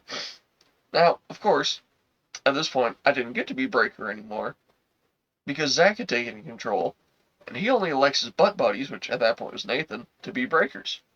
And that dude, he'll walk up to whoever's on the game that's going to break and go, "Hey, go to break," and then he'll walk into the shooting gallery and just sit there for an hour, and then come back and like write down that they're back from break, and then go to the next person and go, "Hey, go to break," and then go sit in the shooting gallery for an hour, and probably jerk off to the thought of Kaylee. So Yeah. I basically either had to let an entire line of people not do anything for an hour because I was too busy, or run 2 games at once, which sucked. And then there's the people taking breaks. At this point, we had gotten a red tag, so 14, 15-year-old, named Lillian. And she would always take 10, 15, sometimes 20 extra minutes on her break. And this is when breaks were still an hour. They got cut down to 45 minutes. This is when they were still an hour, okay? Now look, if you take like maybe 5 extra minutes, I don't care. I do it sometimes. All right, that's like whatever, you know. But dude, if you're coming back 30 minutes late on an hour lunch break, there's an issue. Okay, like I'll just read what I wrote here. I might want to break your face open and stomp out the only sentient part of your brain left because apparently you can't read time or just a selfish cunt who wants to ruin everyone else's day. And it wasn't just Okay. her. I mean, I had written this point down because of her apparently, but there's a lot of people that do it. Like this year, one of the Thai imports we got, her name's Samantha. She will, without fail, take an hour and a half lunch break every single time you send her lunch. No matter how many times you tell her it's 45 minutes, she takes an hour and a half and never gets in trouble for it. All right. While we're on that topic, do you want me to read off my thoughts about breaking? Yeah. Because I wrote down a part about breaks too, and a lot of this is just repeating what you said, just differently. I don't know how other areas of departments did it, but in games we had designated breakers, one or two, who would send you on your breaks for your 10 minutes, right? Usually, being a breaker was quite nice because I got to move around all day. I can now say, in all honesty, when I was a breaker, I always fudged the numbers to give myself an extra 5 to 10 minutes on all my lunches Yeah. because I'm sure every other person did this as a breaker. Oh yeah. Now, some breakers took their precious time coming to or from their own break or other games at an absurd rate. I can understand being like 5, maybe 10 minutes late once or twice, but if it happens every time, or they were taking like 20, 30 minutes longer, like you mentioned, I hated it. Yeah. I would never be the same person late multiple times in a row, or even multiple times in a close range, unless they suck. If you're just an unpleasant person to be around or you're rude to me, you better believe I'm sending you 10 or 15 minutes later than expected. Because as a breaker, you have all the power to ruin somebody's day if they actually deserve it. Mhm. You ruin my day, I'm going to ruin yours. Yeah. And I use that to my advantage, especially if my next game was Goblet Toss, because I did not want to step in that booth at all. Now I have a point about the splash pad. which I don't know if you'll have any about it because you weren't around for it, but the kids that go in there are disgusting, okay? Like, first of all, people send, like, babies in diapers in there, and those babies shit themselves.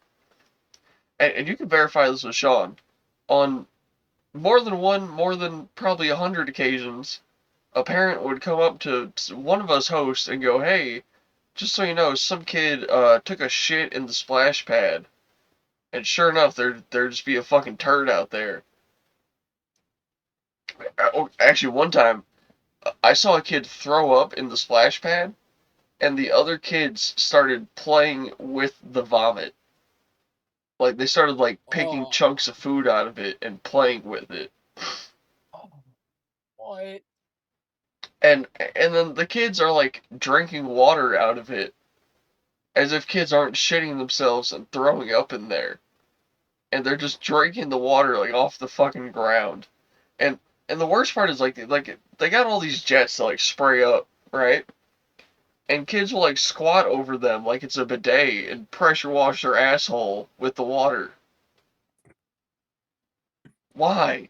It's disgusting. All right, I have a pretty lengthy point that kind of goes along with that. I mean, are you Yeah. anything else? You got anything else you're gonna say about that? I don't want to No, cut you no. off.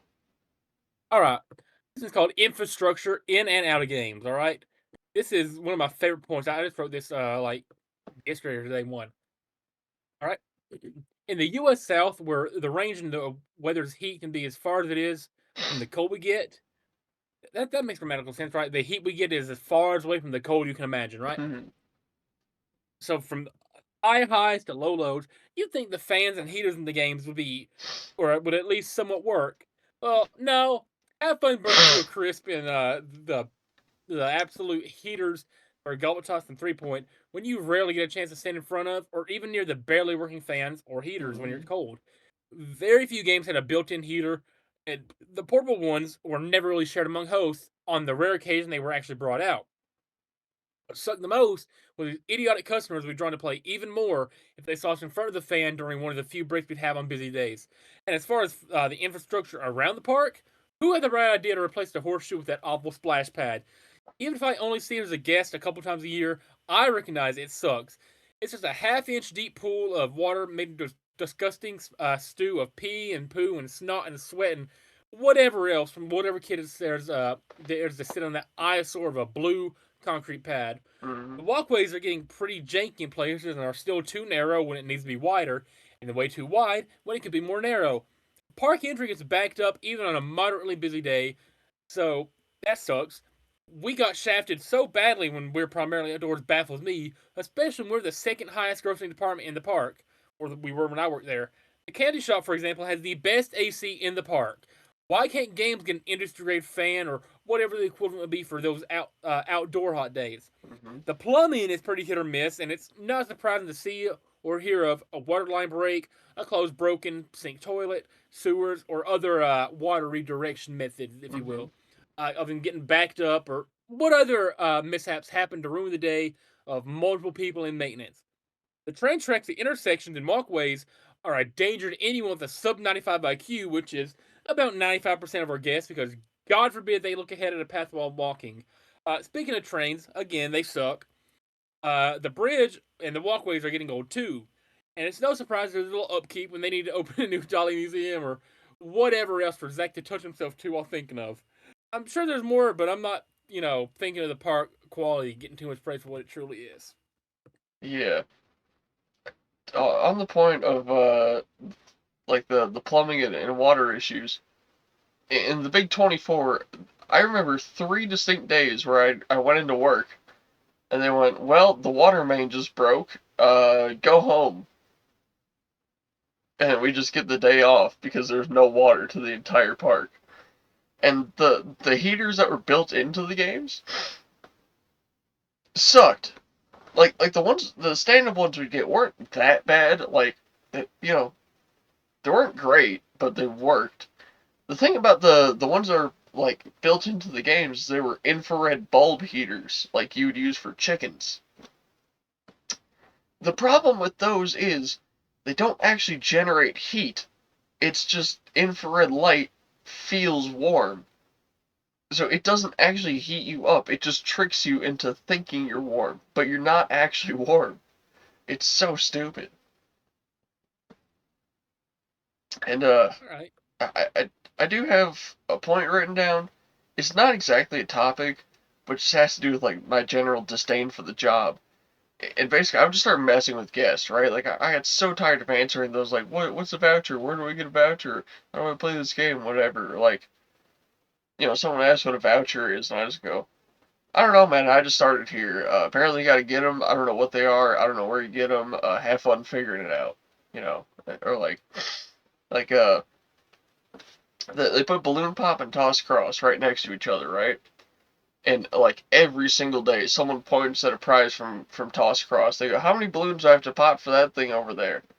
And I'd always say like 50 or 100 or 200 or whatever. And they just go, "Okay."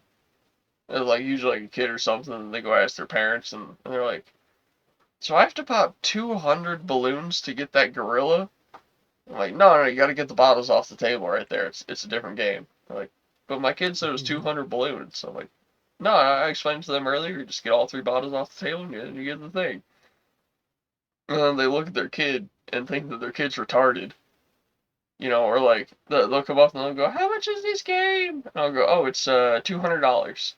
Like I'll be like, "Okay, let me go ask my mom." And then they come back to their mom and they're like, "How much is this?" I'm like, "Oh, it's vouchers. They're like $8. You can get them right down there. At the register right there. Every game's gonna take one." And then again, they look at their kid like their kid's retarded, and it's just I just love doing that so much. It made my day so much better when I just horrifically mislead a kid and then explain it properly to their parents, and their parents think the kid's the problem. Right. Uh, I'm trying to find something I want to read off. Okay, actually, continuing on the infrastructure thing. At one point last year, they took out all of the fans from the games in the middle of summer. Like it'd be 100 degrees out, and we just didn't have fans. And they didn't put them back till like damn near the end of the season. And it was like, well, now it's October. I don't really want a fan because it's 45 degrees out. But that was when we got them back. Yeah, makes sense. Let's talk about stalking. You want to talk about stalking? Like stalking women or prizes. Stalking, STOCKING. Gotcha. Yeah, Uh, One of the genuine highlights of the job is being assigned to stock. It can be fun to do alone because you can take as long as you want, mostly, and screw around on your phone in the stock rooms.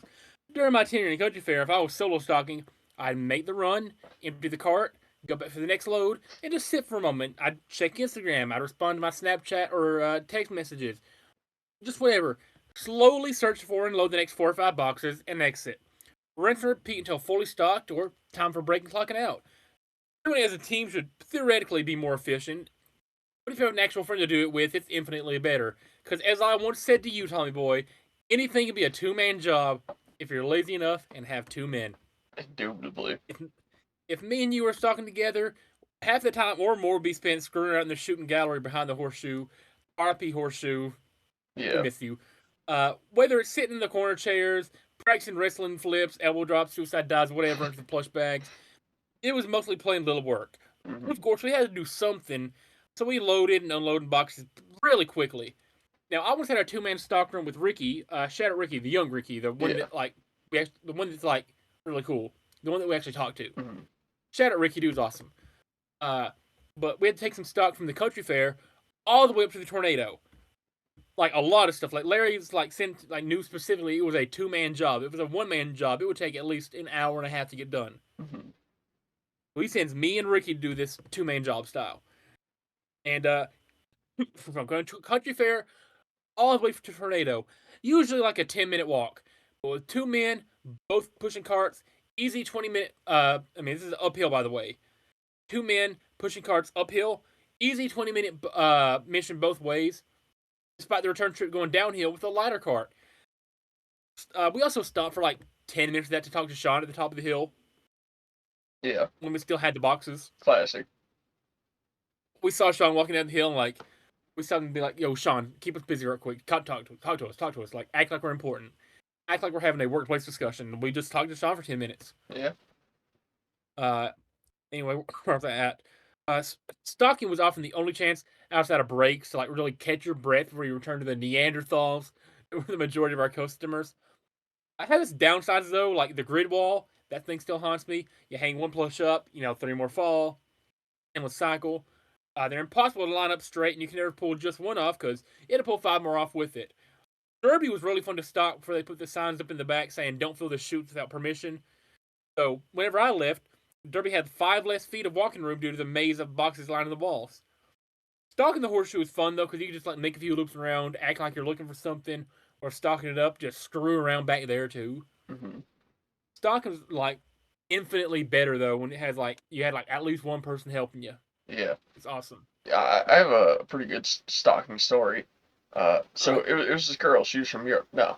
So me and Sean both got assigned to be stalkers one day from Monica, and we set out to do absolutely nothing that entire day. So the first thing we did, we took the box of Uno cards from the office, and we went into the shooting gallery, and we built a box fort up against the wall that genuinely just looked like regular old boxes stacked up as they should be.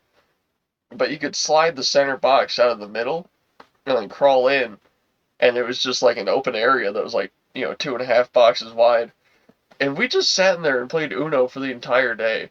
And like once an hour, we would both bring out like one box of plush for like some game or something, and just like throw it back there, go back there, play Uno for another hour, or like sit on our phones or do whatever.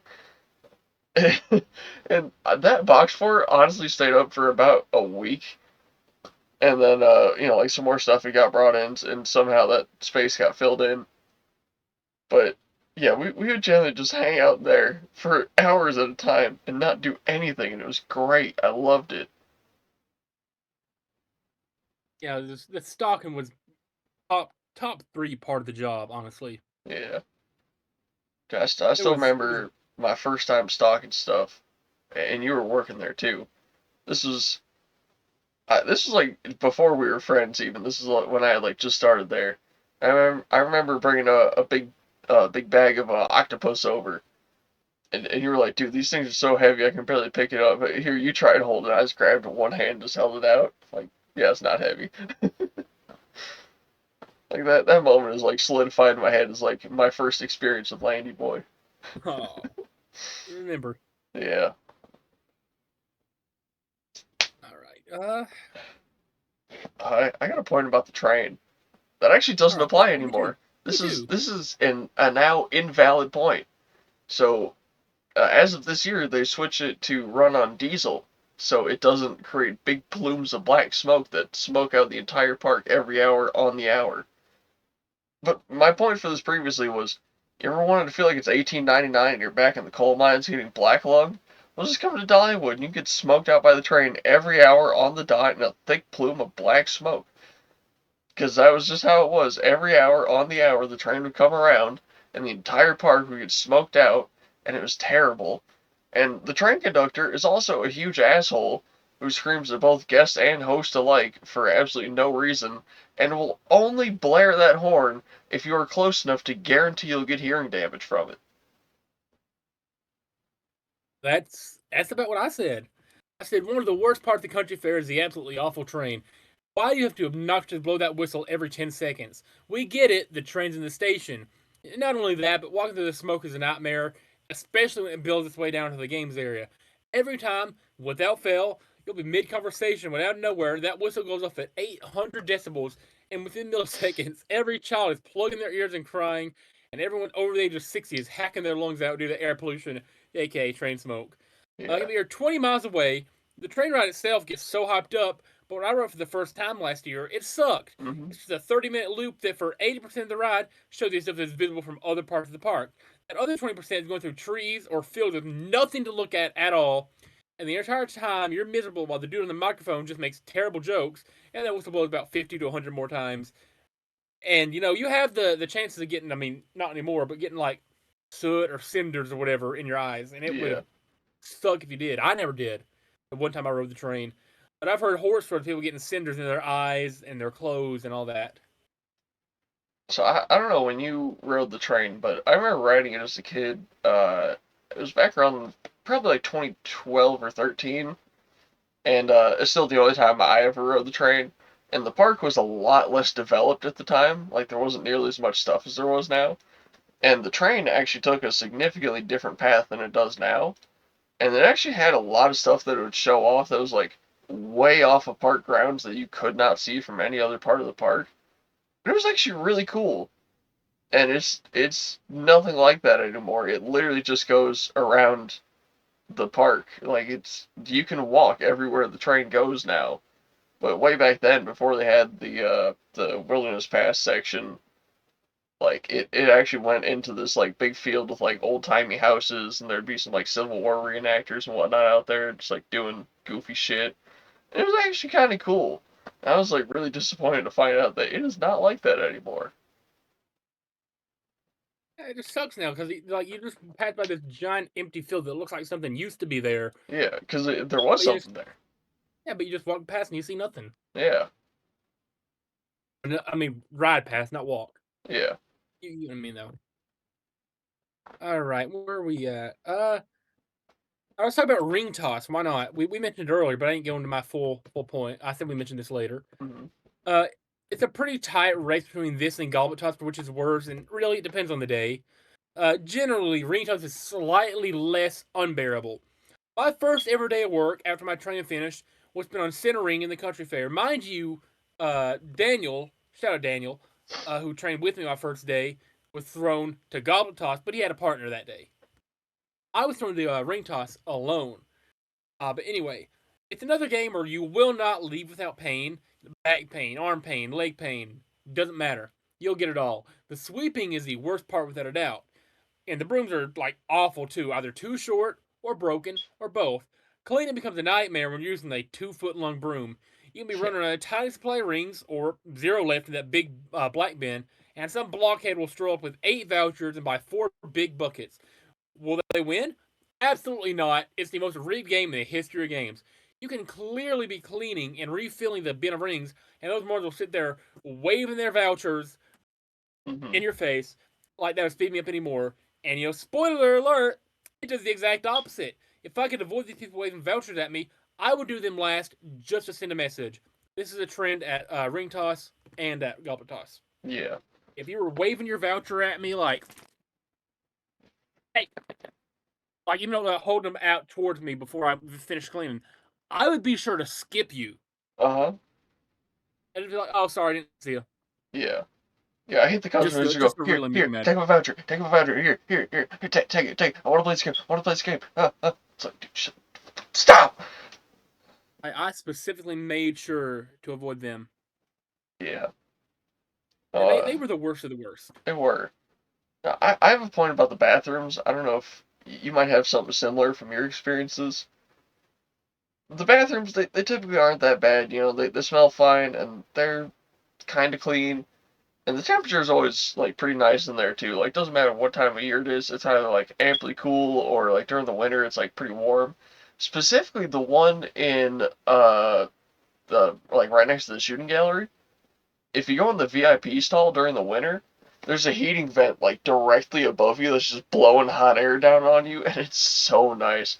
I can't tell you how many times during the winter shifts I would go in that bathroom not because I had to take a shit, but because I just wanted to sit under that heater and get warm. It felt so good. But for some reason, like once a week, at least one of the two stalls in every bathroom is literally covered in shit. It's like someone was standing above this thing, taking the sloppiest shit possible, and covered the toilet in shit. I have seen shit on the toilets in angles that it could not have otherwise got to if not purposely placed there. Like I swear these people are shitting in their own hands and painting the toilets with it sometimes. I don't know how they get so dirty, but like I genuinely think they need to start like DNA testing the shit to figure out who it is and like criminally charging those people. Yeah, I don't have anything like that. I don't think. Yeah, I'm trying to scroll through my points. Like I'm trying to keep track of which ones I've used by like highlighting them, but I have so many. Uh, I don't have anything about that. I do have something which I'm not sure you have any stories of, but I have just examples. And this is guests injuring themselves. All right, Yeah. this is in general. Somehow, on the regular, guests find ways to hurt themselves. I can understand some things, like maybe somebody accidentally hits you, or the ride comes to a jolt too hard. It happens, but there are ones that are fully preventable. In summer, so many people come to near heat strokes or exhaustion, or actually succumb to heat strokes or exhaustion. Listen to me. It's 90 degrees and extra humid, and you are in East Tennessee in August. Drink some water, and you won't pass out. A cup of ice water is free park wide, and the line is like 5 minutes. It costs you nothing at all. And somehow, guests find ways to get hurt playing games too. They might throw a beanbag too hard, or hurt their shoulder, or bang their leg on the counter. They might even get hit with a stray basketball. Be more aware of your surroundings. I have a kids and adults alike slip near my game, throw their shoulder out, hit their head on something. It's insane that nobody has sued the park for their own negligence. It's really fun when a young kid barely hits the counter or something, doesn't cry or anything, and the parents still get mad at me and demand I give their kid a prize for their own stupidity. Hmm. It's insane. I didn't even remember this till you mentioned the heat stroke. Dude, I watched a woman literally die from a heat stroke in the park. Like, actually? Yeah, yeah, this is back in 2024, because I remember it was in the horseshoe. There was this family with their old, like, decrepit old, probably 90-year-old grandma in a wheelchair, right? Not one of the ECVs, like a literal, like, push-around wheelchair. And, this had to have been like August or September or something, because it was, 90 plus degrees out all day. And they're going around playing all the games, pushing her around with them. And I noticed that this woman has like slumped back in her chair and is not moving. And they kept pushing her around playing games for like an hour, like not paying attention to the fact that this woman is unconscious and unresponsive. And eventually they push her in between where Planko is now. It was what do they call it? Gone fishing at the time, even though it was never open. And like ring a bottle, right? And they all of a sudden realize, oh, grandma's not breathing. So we call security or safety or whoever to come down there. They bring the ambulance golf cart. They load this woman onto a stretcher, like put the blanket over her and everything, and then they Oh, like tape off the area. Like I remember security coming through with like police tape, and like they literally taped off like the entire area around like that part of like the back of the horseshoe all the way like up to like Swisher, and they're like questioning the family and whatnot as they drive this dead old woman away. why are Yeah, you laughing at that? Dude? Awful. sociopath, is. I mean, like it sucks that it happened, but it was their fault. Like, why did y'all push an unconscious woman around for an hour and just not question it? Yeah, good question. Good question. Uh, and you wanna suggest the next one, like on your own? Yeah, I've got 2 I'm points here about goblet toss. One of them, I don't know why this pisses me off as much as it does, but like, all right, they give me the voucher, right? I give them their bucket of balls, and I set it right in front of them, and they'll finish throwing, not win anything. They know they don't win anything. They'll pick the bucket up and then set it down an inch in front of where it was. And they're like, "Oh, here you go," and they set it like literally an inch in front of where it was. And it's like, do you think you're helping me somehow? Like, do you think moving it an inch forward somehow makes my job easier? What are you doing it for? Just leave it right where it is. I'm gonna come grab it anyways. I don't know why that pisses me off as much as it does, but like, I don't know. It just doesn't make sense. I don't know why they do it. And then the other one's the customers that like cannot understand the concept of having colored cups, right? Like Oh they yeah. won't get a single colored cup, but they'll get like five of them in clear cups and be like, so what does 5 points get me? And I want to quote the stripper or prostitute, whatever, from that GTA Assassin mission, and just be like, you can get the bus home and jerk off thinking about me. Obviously I can't say that. So I tell them, yeah, it doesn't get you shit. Like I said, you either get a red or blue cup to get a prize, or you don't get anything. And then they'll again repeat, but what does 5 points get me? There's no points here. There is no point system whatsoever on this game. You don't have any points. They don't exist.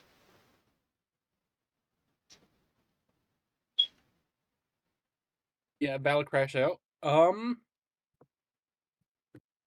right. I have a point called no AirPods slash music. Why are we not allowed to have just at least one earbud or AirPod in and working? As long as we have one ear exposed to hear guests, we can have a conversation.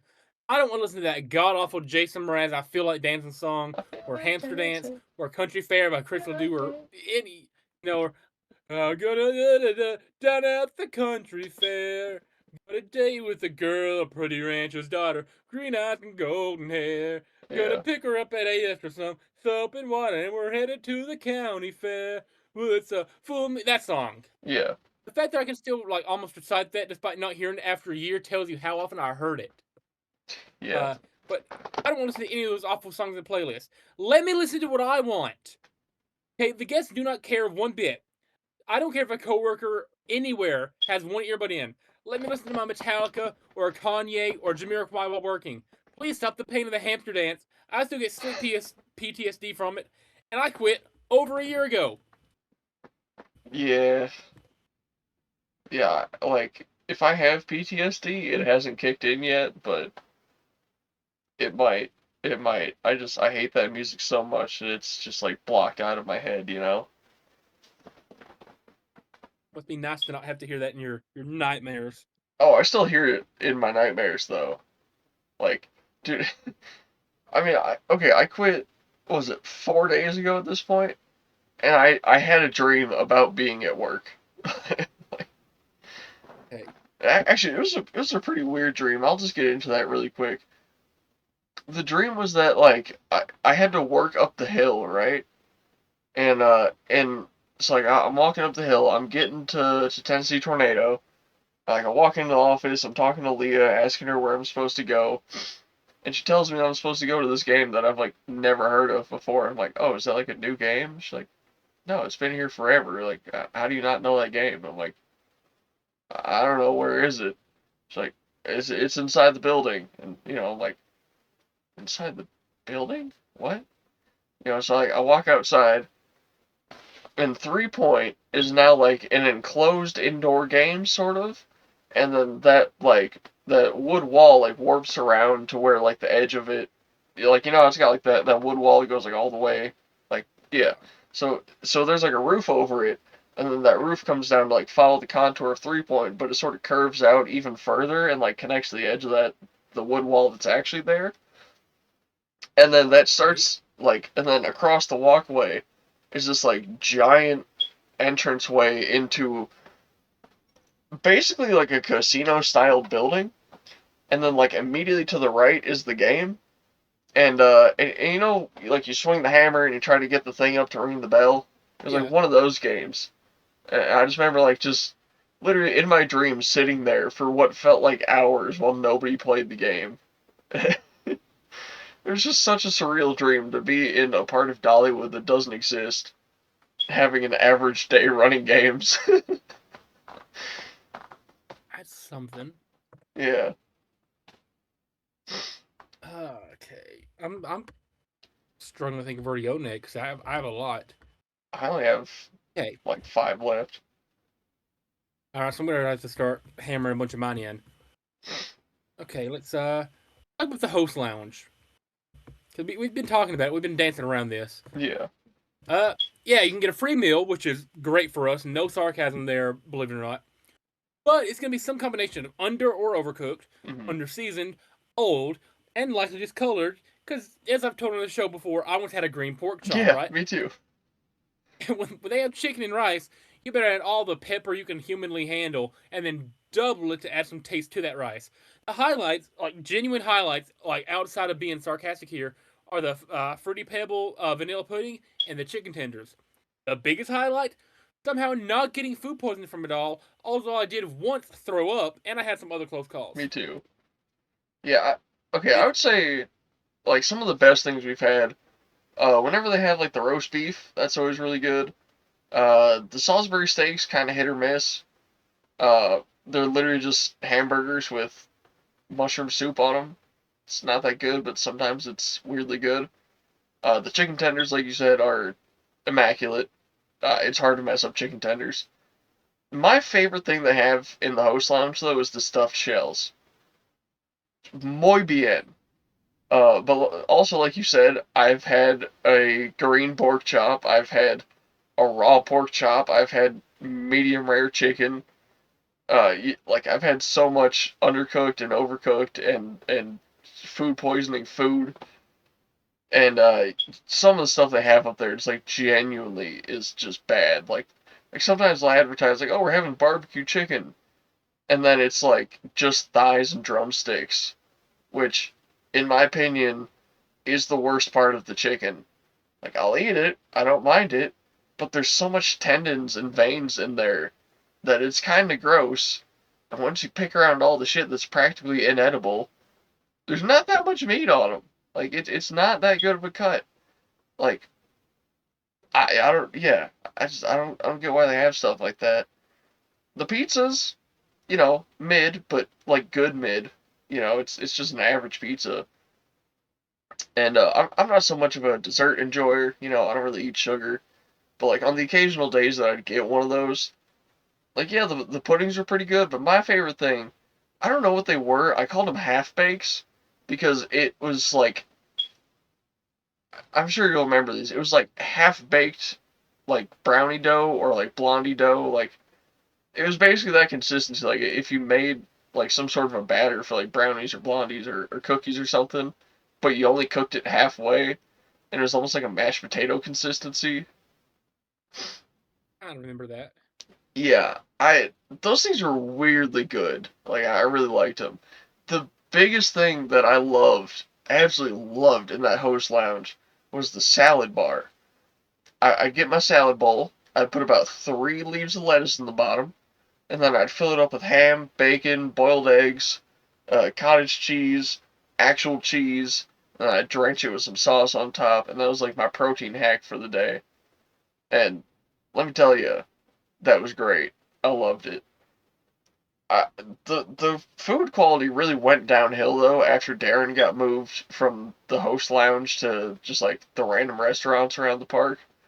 Like as soon as the one black guy in the host lounge left, the food quality just descended into hell. Like that's when we started I getting was green gonna pork say, chops and medium rare chicken. shout out Darren, dude. Darren was Yeah. not only was he like a great like head chef, like the very few times whenever he would like not be like working his like hand through the bone making sure that food was good, Hmm. he would be on the serving line, and he was always like super nice. Like he'd like cited extra food. Yeah. He'd genuinely just be like super genuinely nice guy. Yeah.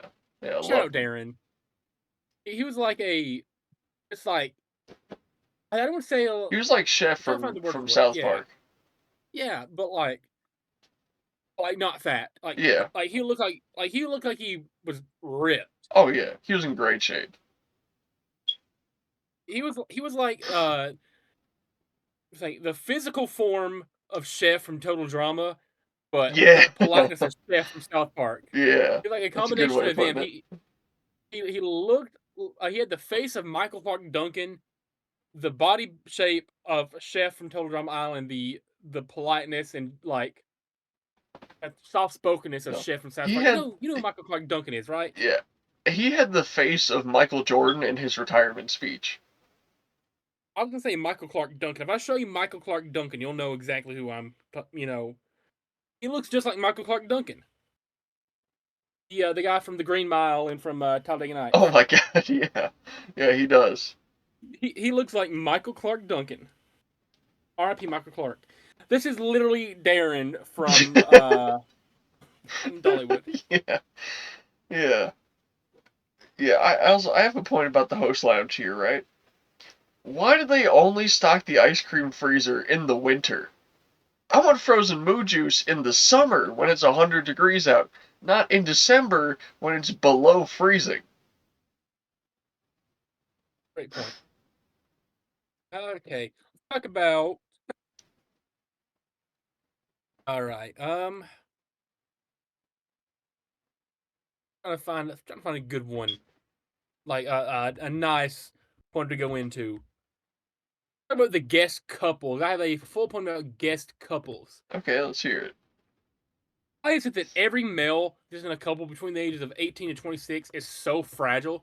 If you even think of looking at their girlfriends, they'll hold a grudge against you for life. They'll spend their entire life savings to win their, realistically, 6 out of 10 girlfriend a stuffed prize and try to impress her with a tops across the win, when statistically, they'll probably break up within a few months. And when they play against each other in one of the competitive games, he clearly lets her win. Not even subtly, but by a large margin. Grow a pair and compete. You are adults. Couples over the age of 30, though, especially the ones without kids, are some of the most chilled out people, some of the nicest people I ever met, and some of the with kids are alright. But this is very rare. Anyway, there's this one couple that played Gobble Toss on a really slow day for like 45 minutes and chatted with me the whole time, asking questions about working for Dollywood, genuinely cared about what I was explaining, my coworkers, stories about guests, all that stuff. The thing that, made it not suck on the Gobble Toss, they weren't throwing like boom, boom, boom, boom, boom, boom, boom, voucher. Like they throw like one at a time. We chat for a second. They throw another one. Hmm. Like they made it easy. Like they waited. They were patient when I was cleaning. Like kept the conversation moving because nobody else was playing. It was dead. Right. Yeah. A few months later, they show up again. The girlfriend or wife, I don't know if they were married or not, of the couple runs over to Goblet, where I am again, excited to see me, remembering me. I mean, Landon, we're back, and like genuinely like made my day so much better because they didn't suck. Yeah. I think like you'd be surprised, people watching this, how easy it is to not suck when you're a guest at Dollywood. Be like those two. Shout out that couple. I don't remember their names, unfortunately, because it's like a year and a half, 2 years ago. But they were like, without a doubt, like top 10 on the coolest guest list I ever had. Hmm. Oh man, so Uh, I've got a point about this was like around like the middle of last year. They were tearing up the walkway that went from the train station down to the country fair, right? right. And the dude on like the mini excavator that was doing this, he drives into like the middle of the hill, and they put up fences on either end of it, and he digs up everything around him, leaving him stuck in there.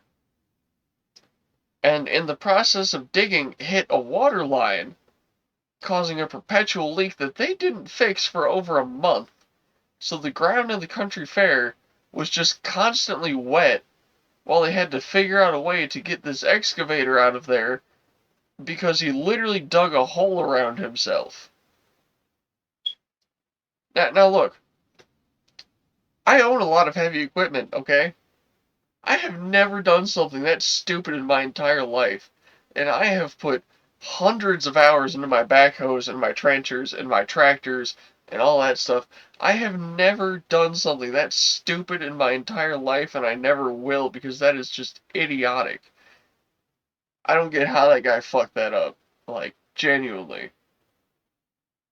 I forgot to mention during the point of talking about infrastructure. This is during the time when Boat and Ryu were here because I remember Ryu's reaction vividly. Can still see his face about when the pipe busted above free throw Yeah. and it was just like shooting like a fountain I was working on basically free throw when that constantly. happened. Yeah, and it's just like a water line or something like springs a leak, and it's just shooting water. Like it looked like 1,000 Triple H water spits that was Yeah. like shooting over the back wall of free throw and like onto the game and the ground. And they had to shut the game down. Hmm. And RIP free throw. You sucked, but we miss you. Yeah, dude, I remember that so vividly. Like I was working on free throw, right? And this dad and his son are coming out. They're both playing at the same time. And I noticed a little bit of water starting to leak over. I'm like, oh, well, that's weird. Okay. And then the spray just gets bigger and bigger and bigger, and all of a sudden it's just burst. And these two get just showered with water.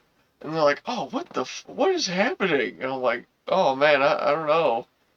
Like, maybe like a pipe burst or something. Just come back later. I'll let you guys play again. So they walk away, and then I go tell Jalen. I'm like, hey, Jalen, something's happening out here. So he gets maintenance or whatever to go fix it, and I just had to hang out in the horseshoe for a couple hours, or maybe like the whole day or something. I don't remember how long it took him, but yeah, that was crazy. And somehow it's never broke again, which I really thought it would have by now. But then again, like they ended up removing free throw at the end of that year, Yeah, which is understandable because it sucked. yeah, All right, let's go back to a positive note because I feel like we've not went positive in a while. Let's talk about the senior leagues, right? okay, So there's like we've mentioned before. I shout them out every episode. I cannot say enough good things about Larry and Christy. All right, they're some of the only people in the entire park who know how to run things properly. The only real issue was the occasional scheduling problem, but like we said, they'd work out. And the positives really, really outweigh the one single negative, right? Because Larry and Christy are like family to everybody in games. yeah, It sounds cliche, but it's true. Like Christy would joke around with everybody, be like the funny aunt that everybody loves. Larry would be like showing genuine interest in things that we like genuinely like trying to learn about it if he didn't know it. If he didn't know about it, he'd talk about it with us. hmm Like he just could make conversation about just about anything. And like they're just some of those down to earth, humble, and incredible people you could ever want as bosses. You need to talk about family stuff? Go on in there.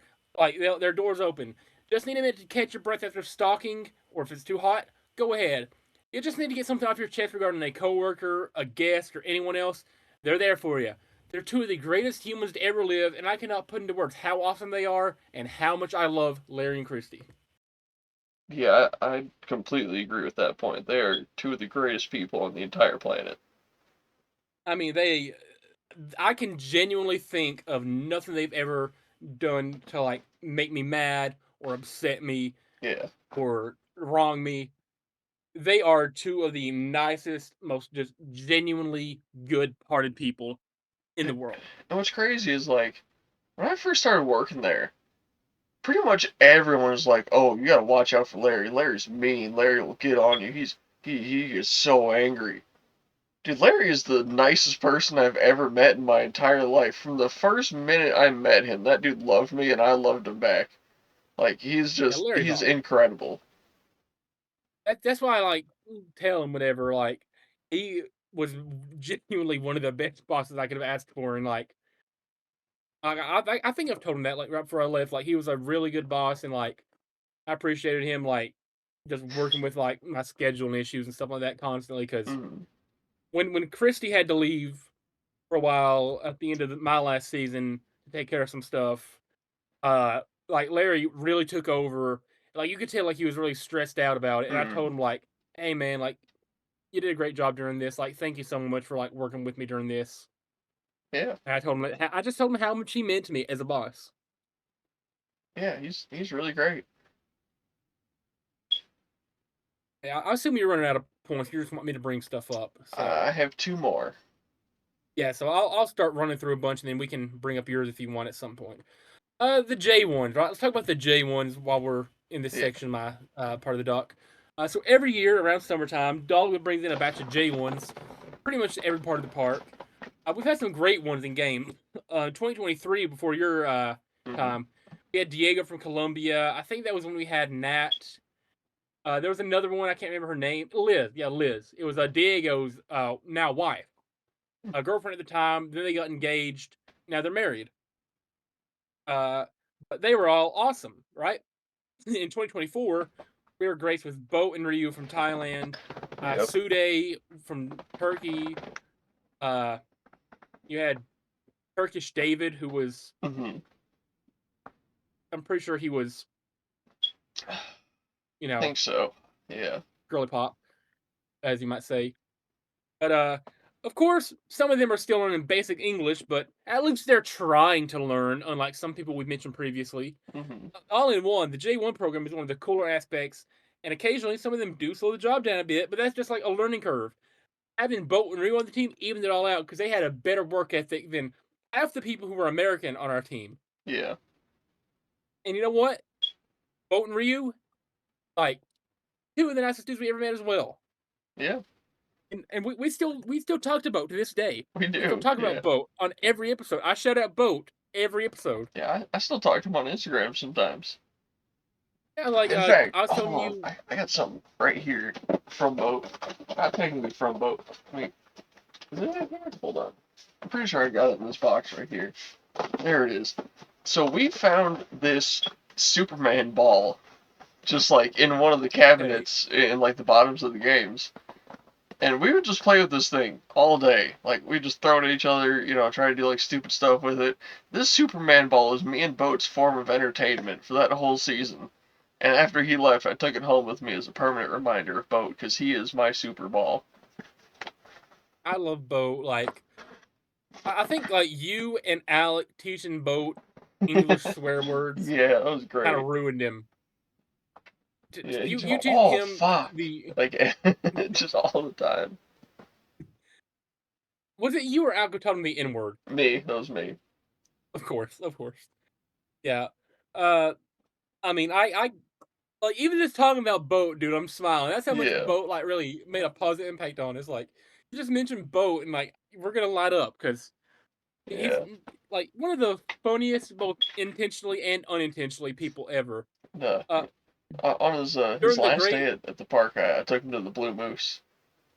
mhm, during the Great Flood of '24, which we'll get to. Yeah. Um, this was during the Olympic season. It was like during Olympic basketball, and Ryu, I'm sure you may know, was a big basketball fan, Mhm. right? I mean, him would talk about basketball a lot. So me and Ryu are on the back wall of toss across, and it's still in the horseshoe. And it's like flat, and he has like the thing you can lean back on if you're sitting there. The one occasion we ever got to do it, and we have the bean bags set up as like hold my phone up. I'm sitting up there. Ryu comes walking through the sludge. I'm like, Ryu, do you want to watch basketball with me? Like, oh, who's playing? And I'm like, the Team USA versus whoever the country was. Mhm. It's like, okay. He plops up on the like on the other side of the stand, and me and him. Keep in mind, Larry's well aware of this. He's just like telling us to like stay safe in the games before we can make it past to the break room. And while it's hammering down the rain, like me and Ryu are just sitting there watching Olympic basketball. Yeah. And just Ryu was super easy to get along with because like Ryu was like pretty, I'm sure, fluent, right? He's fluent, or he's like near Uh, fluency. Pretty good. Yeah, better than Boat. Yeah, I mean, like so Ryu was like really easy to get along with. Like me and him would talk about basketball a lot, Mhm. and just love both of them. Shout out Diego. I know you never met Diego, but he's like one of the all-time goats in Dollywood Game J ones. Mhm. All right, real quick, I go take an unqualified pee break. Do you want to talk about something unrelated so I don't miss out Yeah. on the Yeah. expose? Yeah, I'll be back in like 30 seconds. Yeah. So I don't remember who some of our 2025 J1s were. Actually, I don't remember who any of them were like by name, but I remember we had this one Jamaican chick, and she had brought over like a bunch of like food and snacks and whatnot that were like unique to Jamaica. And we would trade her like American snacks and like produce that like we grew in our home gardens. And so it was really cool to like, like we each got a taste of each other's country and like, what our like different cultures eat and whatnot. And she had some pretty cool stuff. Like she had these like it was like an instant noodle cup thing, but it was with like oatmeal and it had like fruits and stuff in it, and that was really good.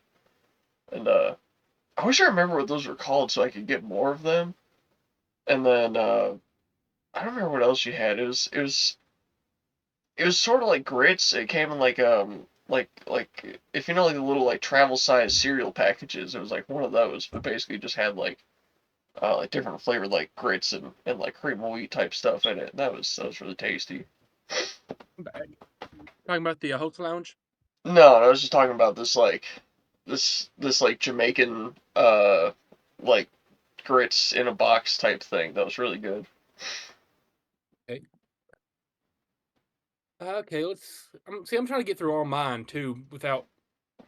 Yeah. I'm trying to time it so you can like get your points off I also have to take an equal parts of unqualified mine. pee break to talk about something Okay. unrelated. All right. Uh, the AEW vlog is gonna be coming out soon, either tonight or tomorrow, one depending on when I get off here. Uh, great show, great show. we saw probably two of the best matches actually that we've ever seen live in one show. We saw Osprey versus Ace Austin, which if you're aware of anything, like Will Ospreay is my favorite wrestler probably of all time, and I finally got to see him wrestle a match live, and it was incredible. I mean, like I just I loved it so much. In the main event, we got Konosuke Takeshita versus uh, Darby Allin, and that was an incredible match as well. I mean, Darby Allin is awesome. The fans love him. The fans loved both of the guys in the match. You know, we were booing Takeshita, but like we could applaud how good he was, and just best wrestling show I've ever been to, without a doubt. We saw I think like Edge and Christian, well, Hope and Christian and FTR and the Dogs and the Young Bucks and Orange Cassidy and a whole bunch of people in one match. They opened the match. Jamie Hayter was there.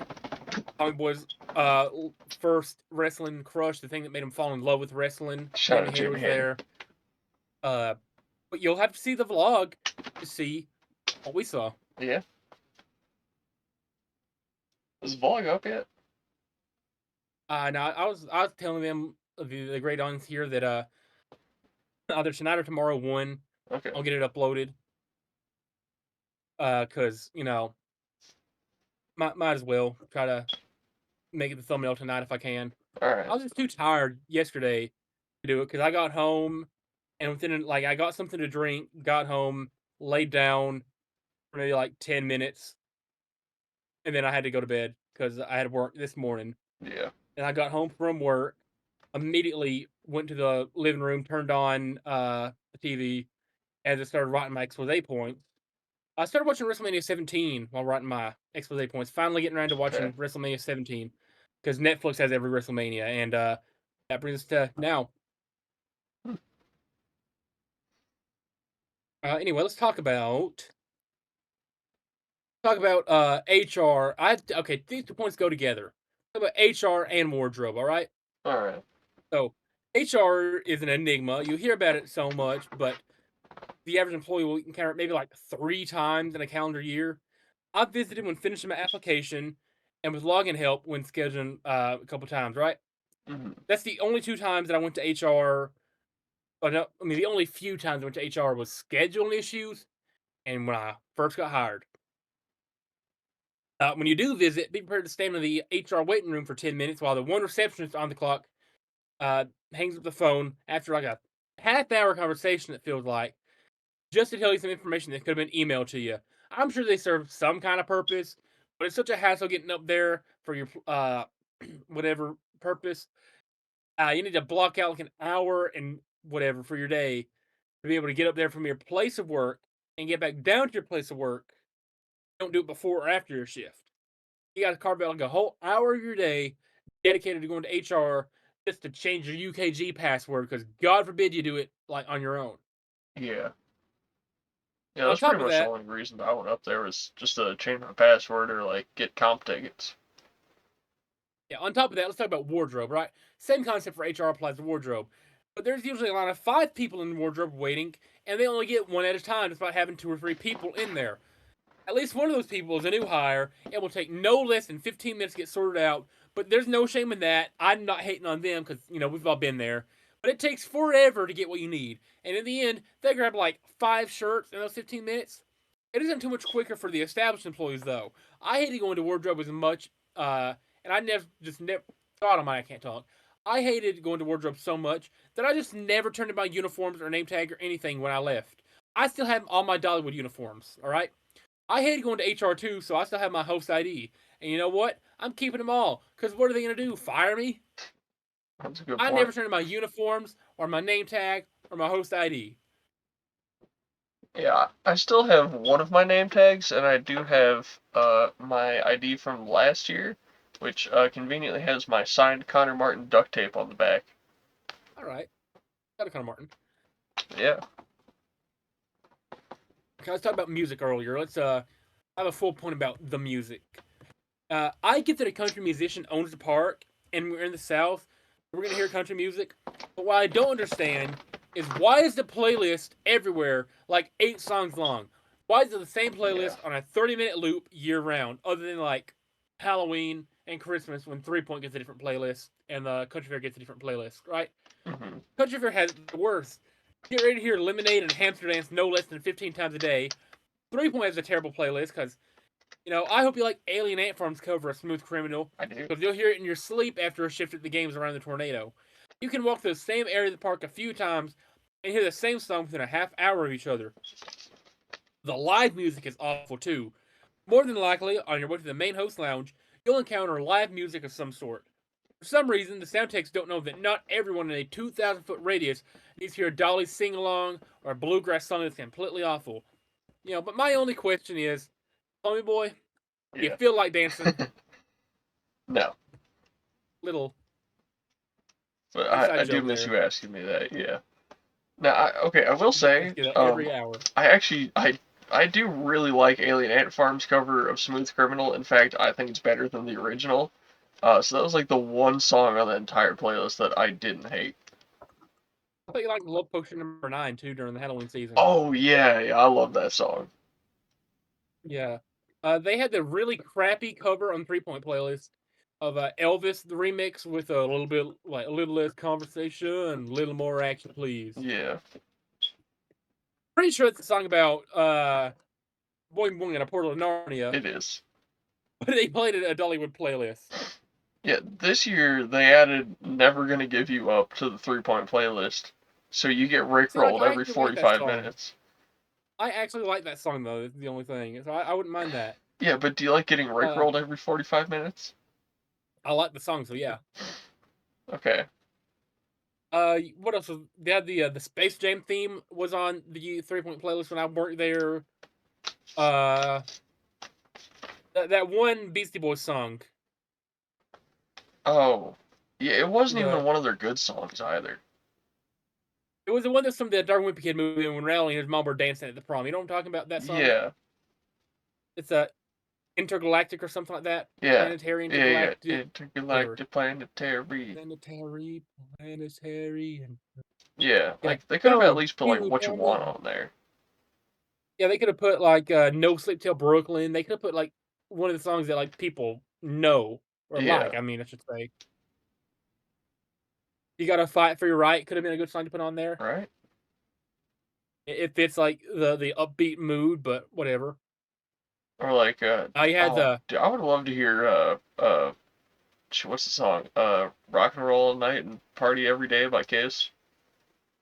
I mean, I don't like Kiss, whatever. I feel like they're just very bland, very generic, very just squeaky clean radio rock. So Uh, okay, I would love to that's hear like some Metallica, dude. I feel like there's a few Metallica, like Inner Sandman.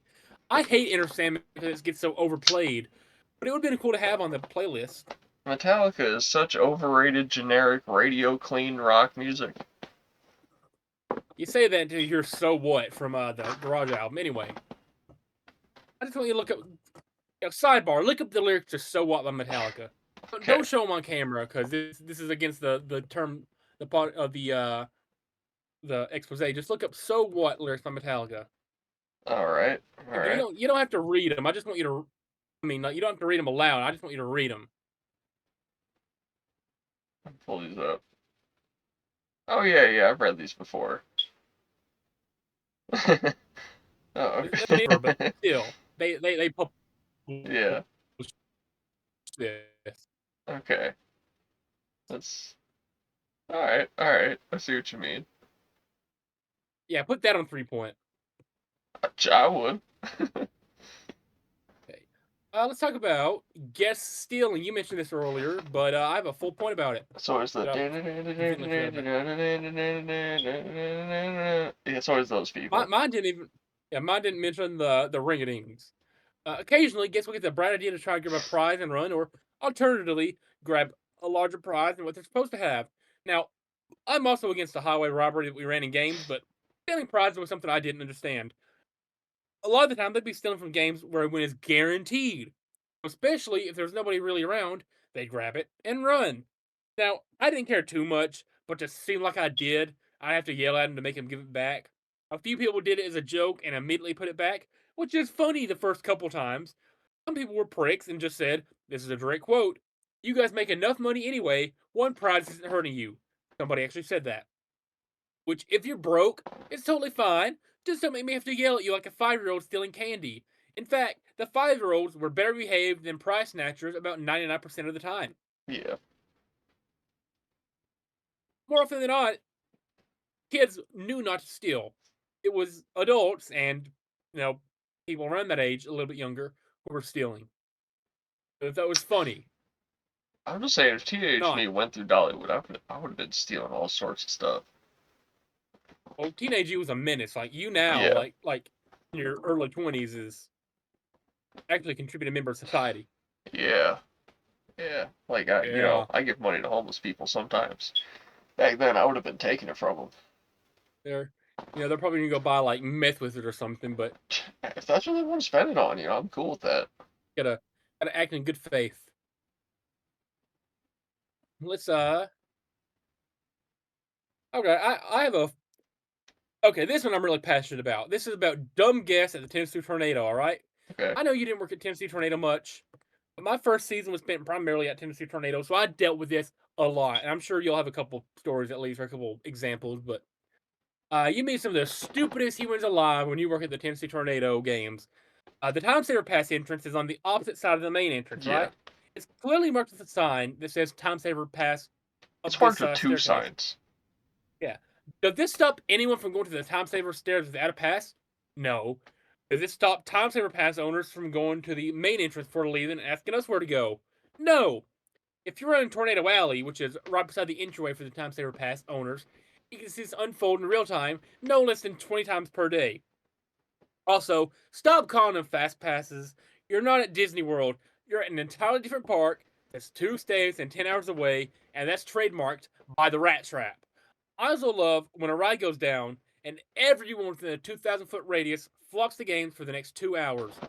Rain shutdowns had this effect too, right? Hmm. Like people would flock to games for the next 2 hours, ruin our days. People would ask me so many questions about the ride, especially when it shut down. And I wish I could give the answers I actually wanted to give. How long is the wait? There's a digital sign on the app and outside the ride, like 30 feet away. I saw the ride shut down. Will it be back up? Do I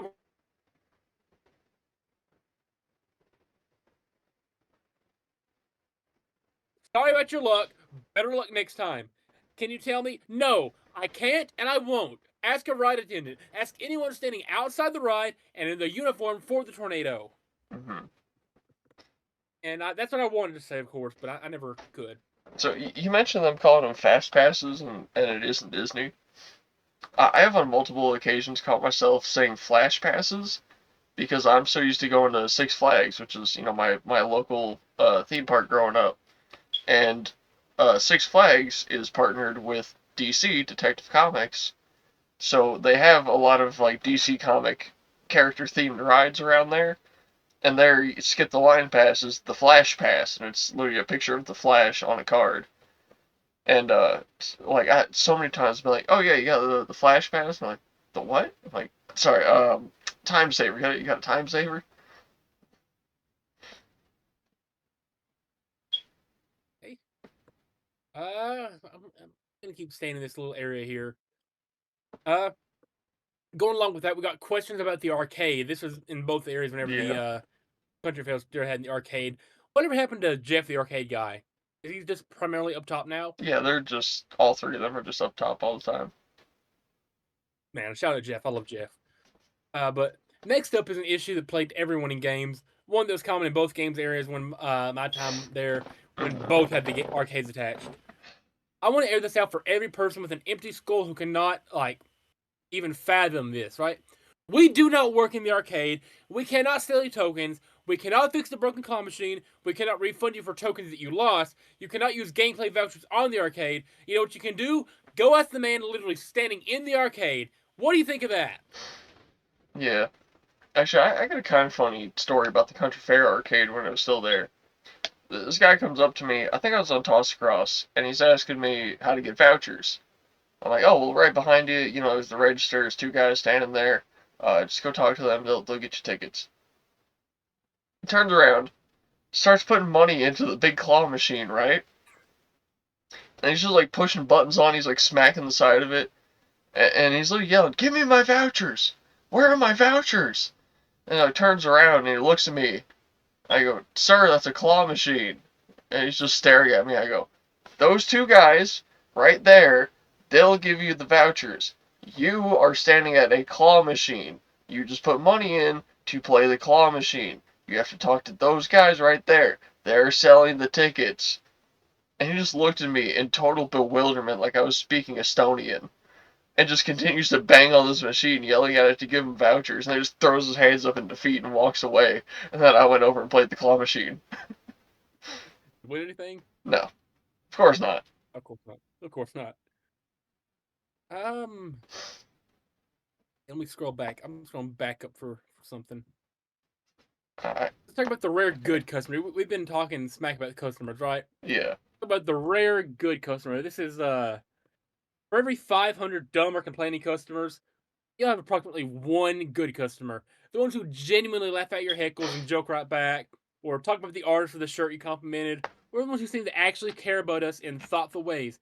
Like I was at Derby one day, absolutely slammed, blistering hot. There were like 30 people waiting to play on top of the fully loaded game already running. The fan wasn't working, and I was walking slower and slower by the round. And out of the blue, I hear a woman say, "Excuse me, honey, do you need a drink or anything?" I can't do a woman voice, obviously, but just imagine like a sweet like southern drawl, yeah. like mom voice, right? Hmm. Like, "Excuse me, honey, do you need anything? Some like water or something, right?" And like the one time I guess ever asked me that, and I tell her like, "Oh, that'd be like great." And you know what she did? Went out of her way to get me a couple waters. Nice. Did she have to? No. Did I ever expect any guest to do that? Absolutely not. But whoever she is, I just want to say thank you to her. She's not going to see this, but maybe somebody passes it along.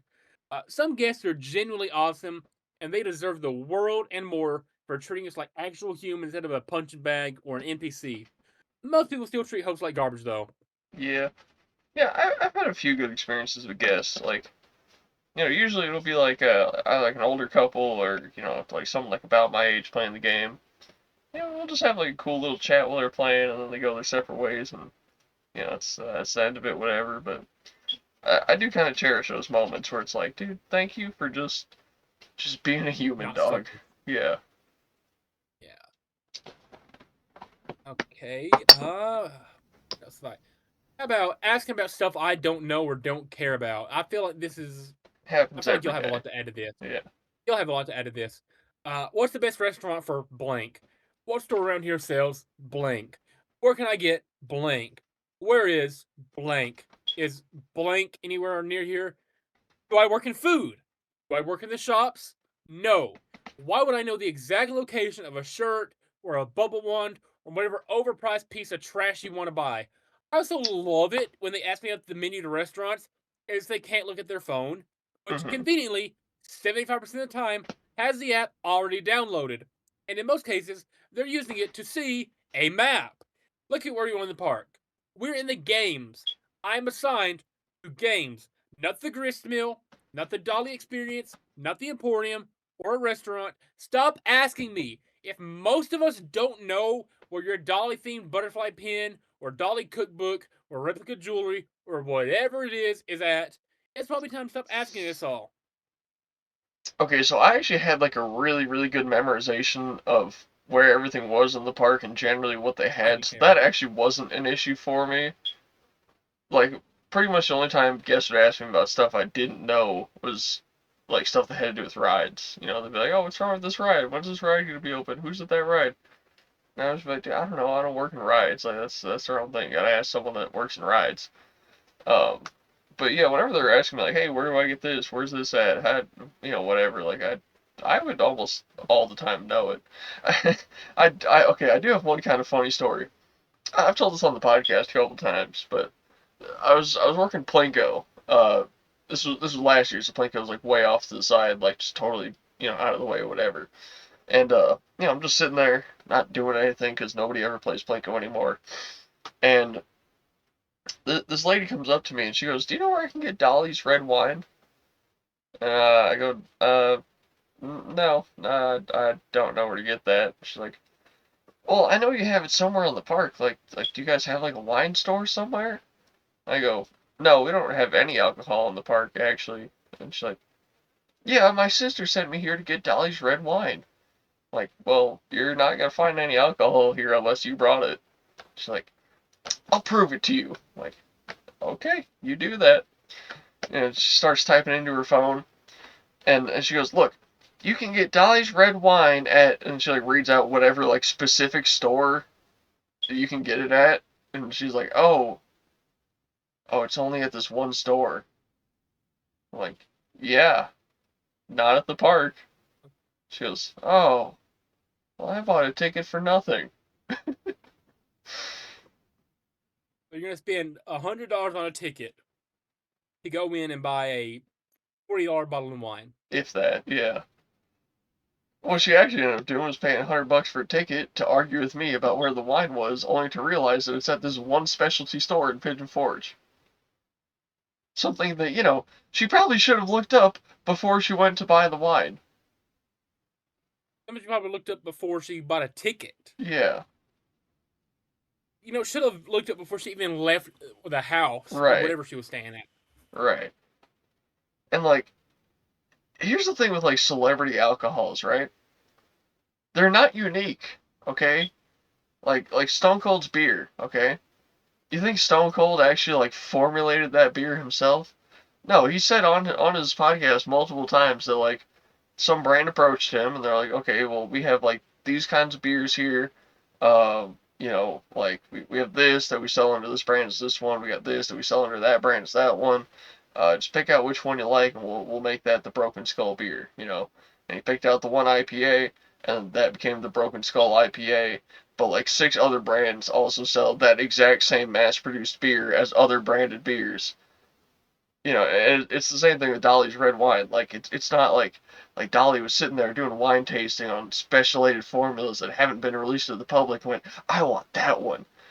No, some wine brand said, "Hey Dolly, do you want $1 million for us to put your face on this bottle?" And she went, "Yeah, sure." Yeah, like it's like The Rock has a tequila brand. Yeah, I'm sure that tequila brand is no different than the tequila brand that the guys from Breaking Bad are right. the faces of. Yeah, Dos I'm sure that's no Hombres, different than fucking Clase Azul, yeah. whatever the And one George Clooney has, like it's all the same yeah, stuff. I'm sure that's no different from the tequila brand that you get for like $20 at a Walmart. Well, those usually are a little different. Like the really cheap ones you get at the store have a bunch of sugar in them, but like the higher quality ones are just like straight agave tequila. Yeah, it's like all like I don't even drink alcohol, and I can tell you like it's just a scam to make more money. Hmm.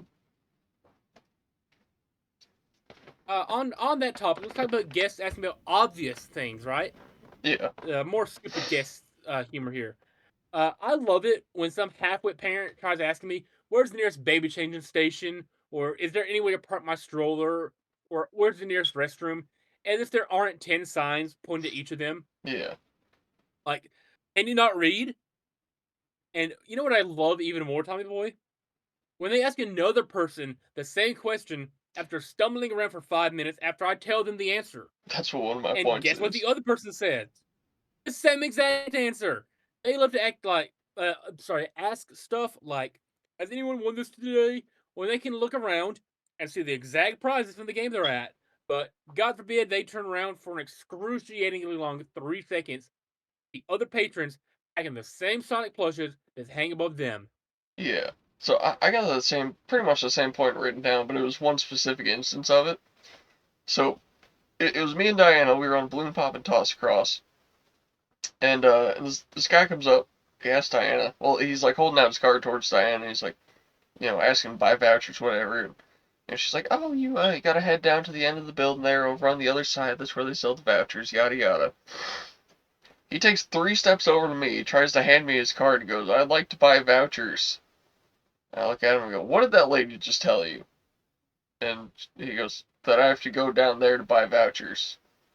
And I just stared at him. I didn't say anything else. I just stared at him. And it must have been a solid 2 minutes went by before he goes, "Oh, I have to go down there?" Like, uh-huh. It's like, "Oh, okay." And then walked right past the voucher station and just kept walking through the country fair. All right. Let me start scanning through this. We talked about the senior leaders. Let's talk about leadership in general. So most of the time, the team leads are cool and understanding and treat more like friends than inferiors. The other 5% of the time, they're in a dictatorship where no fun is allowed. Yeah. And 3 of the team leads were usually really cool. 2 of them are cool no matter what. Uh, but they only were like rude if they're in a bad mood or if a coworker just made them mad or something. Mm-hmm. You don't want to interact with them on a really bad day, but like slow days, you want to leave early, switch games, like help stock. They'll let you, right? But if somebody made them mad earlier, better forget that and any other questions. Did you have any team leads in the 2023 season that I didn't meet? No, I only had Monica, Zach, Leah, and Jalen. Okay, yeah, those are all the same when I started. Yeah, they were the leads when I started. Yeah, okay. All right, we got. I'm starting to get through all of these. Oh, we got toss across. All right. Alright. I want to. What's that? I just said alright. So this is probably the longest point that I've written. So bear with me. Toss across was without a shadow of a doubt my favorite game to run. If I had a chance to pick my own game 11 times out of 10, you better believe I'm taking toss across. It was by far the game with the most upside. I like being an absolute prick to people playing it. You can heckle, joke, laugh at them, embarrass them, whatever. You can heckle as much as you want because that makes them want to play even more, spend even more money embarrassing themselves. Eventually, when they spend the equivalent to the down payment of a new car, they walk away with nothing more but an even more ruined and damaged pride and ego than they already walked up with. These people, without fail, will ask where to aim. I tell them, and they proceed to aim everywhere except where I tell them. They walk over with this cocky swagger, acting like an MLB pitcher in the closing moments of the last game of the World Series before throwing the most horrific and uncoordinated toss possible. So they play again. And once again, they try to throw a major league style 90-mile-per-hour fastball. That doesn't work, Einstein. I told you 15 times, aim for the triangle. I told you 30 times, speed does not matter as much as accuracy. This isn't to mention the pinheads who will knock over a grand total of 1 bottle and 5 vouchers and ask, do I win anything? Did you not listen to the rules I stated 3 times? Oh, can I get like a prize from the balloon game then? No! Why would I give you that? If you want that, go play for it. I also loved it when running any other game and someone asked if they can trade a Mario or Sonic or whatever for 1 prize from Toss Across. Can you not read the signs? All of them, not an overstatement. Every last one says you cannot trade between games. For being the most fun to run, it has the dumbest humans alive playing, except maybe Goblet Toss.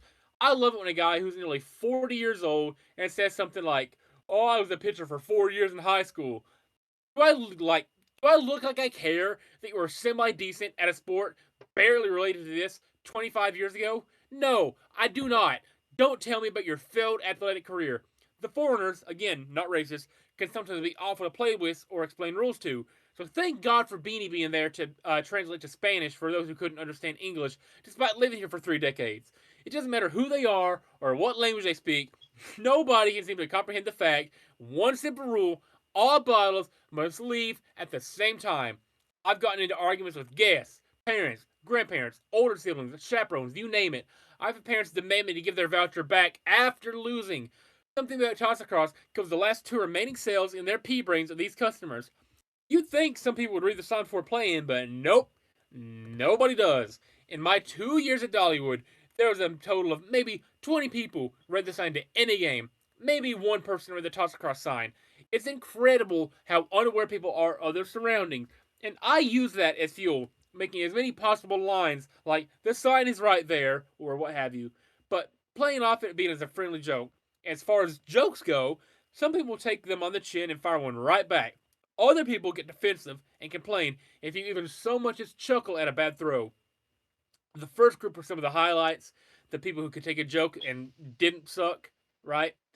The people who can't take a joke do suck. I want to shout out this group of middle-aged dads, particularly the one guy in the Will Levis Tennessee Titans shirt and New York Yankees cap, who played like 6 rounds of Tots Cross and got into a roast war with me. It was great guests in every single way. For the most part, these guests could suck, but on the slow days or the rare days with a lot of cool guests, it was the best place in the park to be. Hmm. Thank you for coming to my TED Talk. Nice. And I do want to mention that same dad, right? The New York Yankees hat dad. So Dorothy was on Tops Across, right? Hmm. And she had to leave to screw around, do something else. Just didn't want to help these guests out.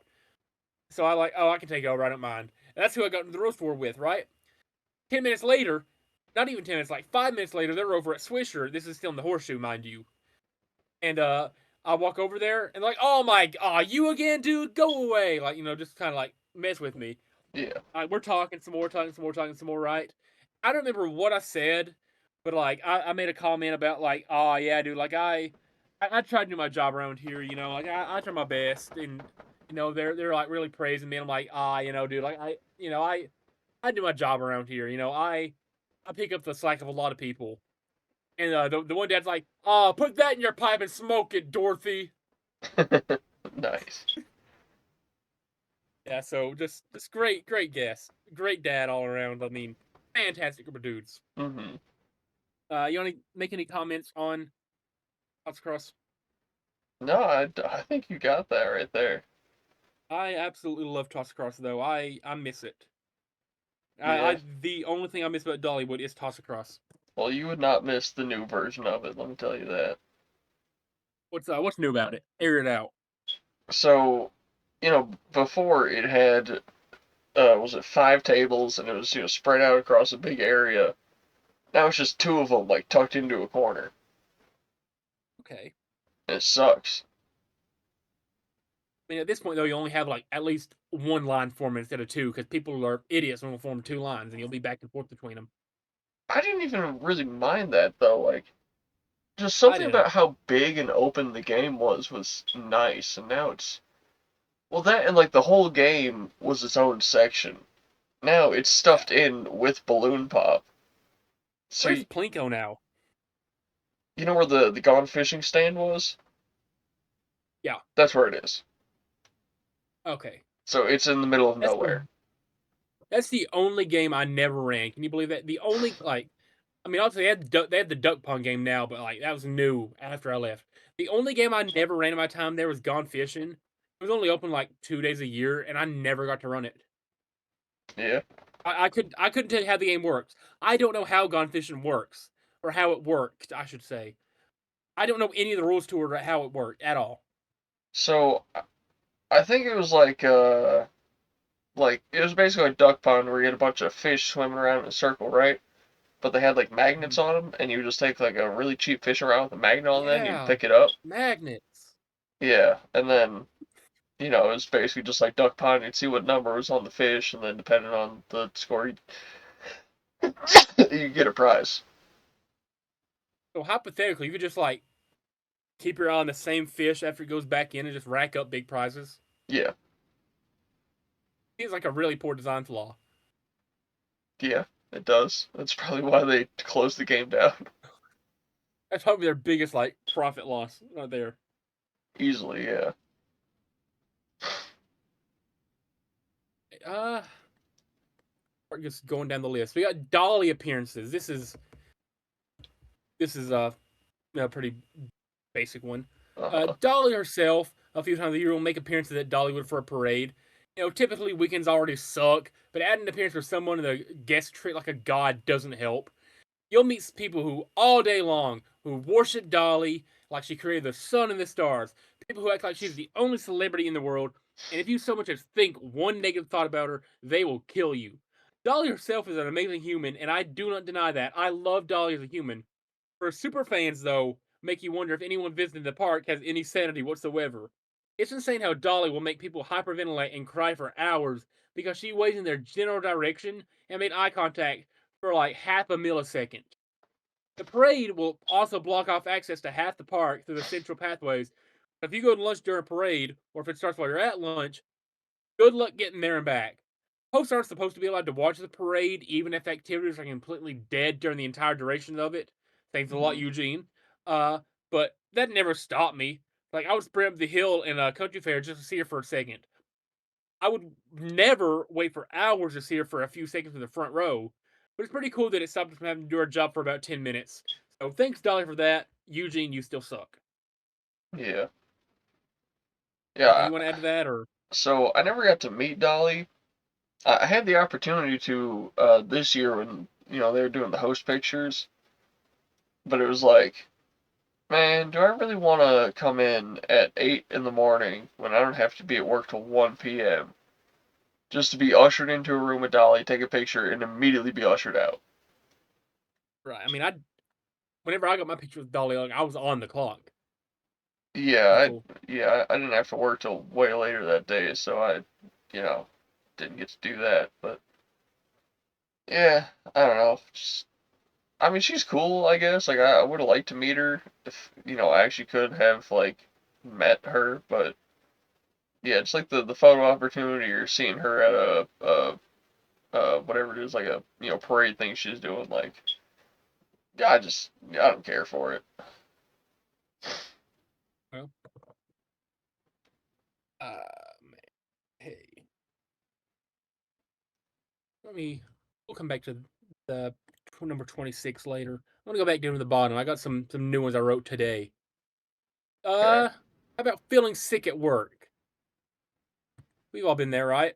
Yeah. Uh, Being sick at work already sucks, but at Dollywood it was worse. So many people depended on you, right? For most of these people, it's basically, oh no, anyway. Like that's how I feel about most of the people who got sick at work. It's, oh no, anyway. Shout out to Jimmy Clarkson. But I would fight through to not disappoint Larry or Christy or Leah or Jalen or the other team leads. If it didn't feel sick coming in, then any new sickness is typically caused by the food.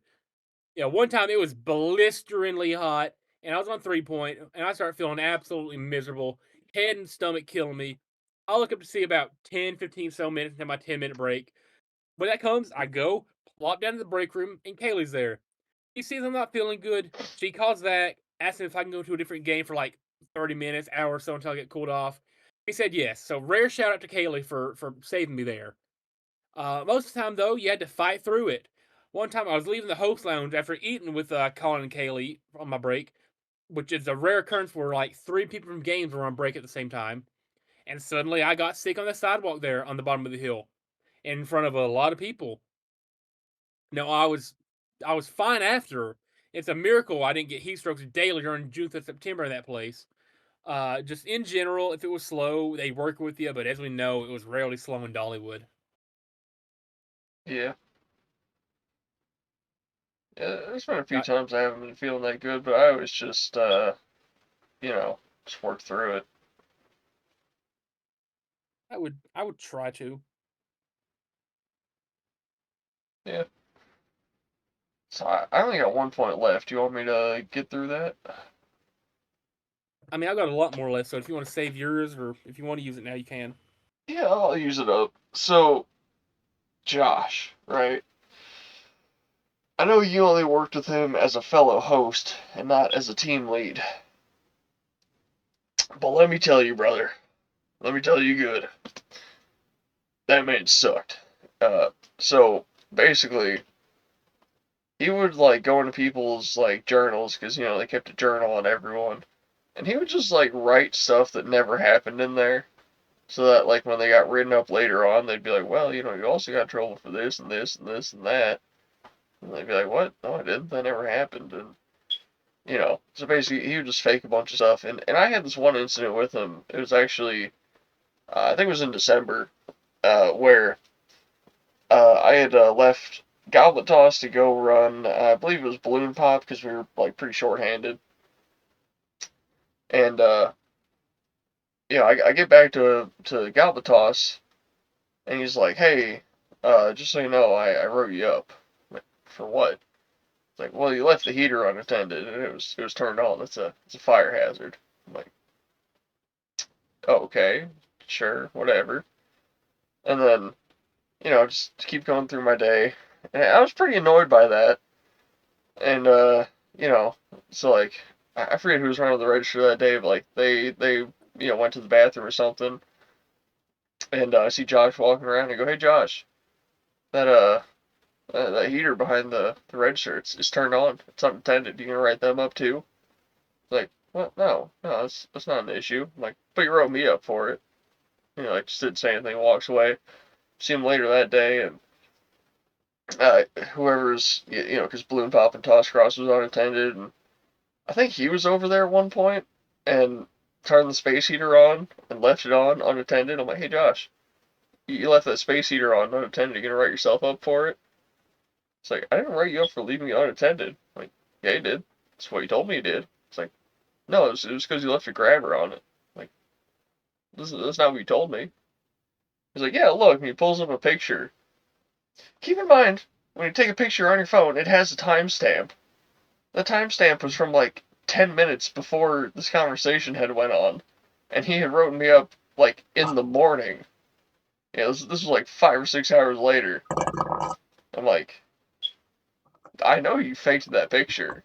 It's like, and just immediately puts the phone away. It's like, what? Like, you're you literally just fabricated that. Like, that never happened. And I saw the timestamp on it. He's like, he just like didn't say anything. He's just looking at me. Like, so that's where we're at right now. He's like, what do you mean? I'm like, you're making shit up to get me in trouble for no reason? That's where we're at right now, Josh? He's like, and then just like turns around and walks back into the office. So, next day I see Christy and, I made sure to tell her all about it. Of course, nothing happened. And, yeah, I don't know, that really pissed me off. And apparently, uh, I think Leah was definitely already back at this point. Apparently, he went on some like big long rant to Leah about it that I was like framing him for like trying to set me up or something. So I explained the whole thing to her, and she's like, "Yeah, that sounds like him. Sounds like something he'd do." Right. So Uh, I talked about the flood earlier, right?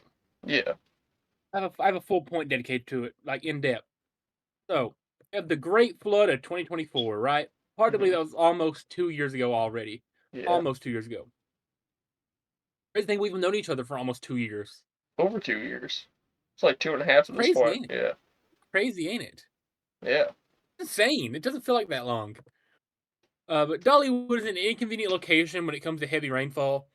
Sevier County is already prone to flooding, and when your park is built into mountains near bodies of water, it makes it really easy for rainfall to flood certain areas. Typically not up to footpath levels though, until 2024 when it happened, and every area of the park was drenched. Some areas up to ankle level. The storm drains were completely covered and couldn't keep up. Every game stall had water levels run to the top of the baseboards. hmm Prizes were drenched and ruined. Papers drenched and ruined. The main hill running off Crescent Valley was basically a waterfall, yeah, and the main entry and exit paths on and off Stroh Street were closed. Uh, Somehow, nobody in park leadership thought of guest or host safety when seeing the reports and left the park open for guests and hosts at risk of the following: slipping and falling, drowning, getting swept away, losing valuables, sliding off roads, and just smelling like dirty poo and mud waters. But hey, at least I made a couple $100,000 in that extra few hours instead of getting us safe, right? hmm Which the like I still vividly, I mean, I have pictures of it. I can still vividly picture the ring toss rings in the floor yeah, floating, getting higher and higher as the water kept rising in the floor of the horseshoe. I don't know how the water got that high. I don't know how it rose that high above the horseshoe, but it was cool to see. yeah. I still vividly remember that day too, because I remember me and Jalen were in the shooting gallery, taking inventory, and the rain was coming down so loud that we were having to like scream at each other just to like hear the numbers we were saying. And and eventually like we get done counting, it's just pouring rain. He's like, "Well, take a seat, pull your phone out. We're gonna be in here for a while." And sure enough, we were in there for like an hour before there was like a 2 minute break in the rain. He's like, Yeah. dude, I think this is the only chance we got to get. We got to run back to the country fair. I'm like, okay, sure, I'm following you. So we Yeah, run we all back across followed. the bridge, and I go to hop the counter into the like Swisher area, and the water was sitting still, so I couldn't see that there was like 6 inches of water on the Oh. ground, and the black mat was floating on top of it, right? So I step over and my foot just sinks into the water, and I immediately like recoil back. I'm like, oh shit. He's like, oh, is it floating in there? I'm like, yeah, dude. So I end up like walking on the counter around, and I see like you and Ryu and whoever else like just watching whatever on your phone, and Yeah, basketball. yeah, watching basketball. I think you might have like offered for me to watch or something. I was like, nah, it's gay. And then we were just like just hanging out up there for a couple hours, and I think you might have left before I did, Yeah, because I was scheduled to leave at 5 that day, I yeah, think. I don't remember when I left. It must have been around like 6:30 if I had to guess. And I still have a picture on my phone somewhere. So I remember it was me, Boat, Ryu, and Claire, all walking out, and we walk up the hill. We're starting to walk, by the back porch theater or whatever. I see off to the left, like beyond Dogs and Taters, it's all flooded. So I'm like, well, damn, we can't walk through there. And so we start walking over, where the valley crosses in. And like you mentioned, it is a raging rapid. It is a waterfall. It is hundreds of gallons per minute just flowing through there. And we're all like, oh shit, dude. Like, we're not trying to get our shoes wet, trying to get our pants wet, whatever. That's lame, dog. We're not trying to do that. So we all walk back to the country fair. Yeah. Yeah, it was worse than that when we went through. Like way worse than that. And so we're like, well, damn, let's go back to the country fair. So I go in the break room, grab some trash bags. We'll just like put those around our legs and walk through the water. So we start walking back, and we run into Jalen. And he's like, "Oh, what's wrong?" You're like, "Can you guys knock it out?" Yeah, yeah. Okay. The Yeah, water that was actually insane. went over that bridge at one point and got all the way up to Wow. Goblet Toss. Oh, Yeah. So we get back to the break room, and you know, we're like, Jalen, we're taking some trash bags, dog, and he's like, well, okay, if that's what you think you need to do. So I remember we all grabbed trash bags, started wading through the water, and like a security officer like stops us halfway through. We're like, guys, it's dangerous, right? And we're like, we're adults and we can do whatever we want, right? And she's like, yeah, well, just letting you know, like the water might pool up on the bags and like sweep you away. I'm like, I don't think you understand how water works. That's not gonna happen.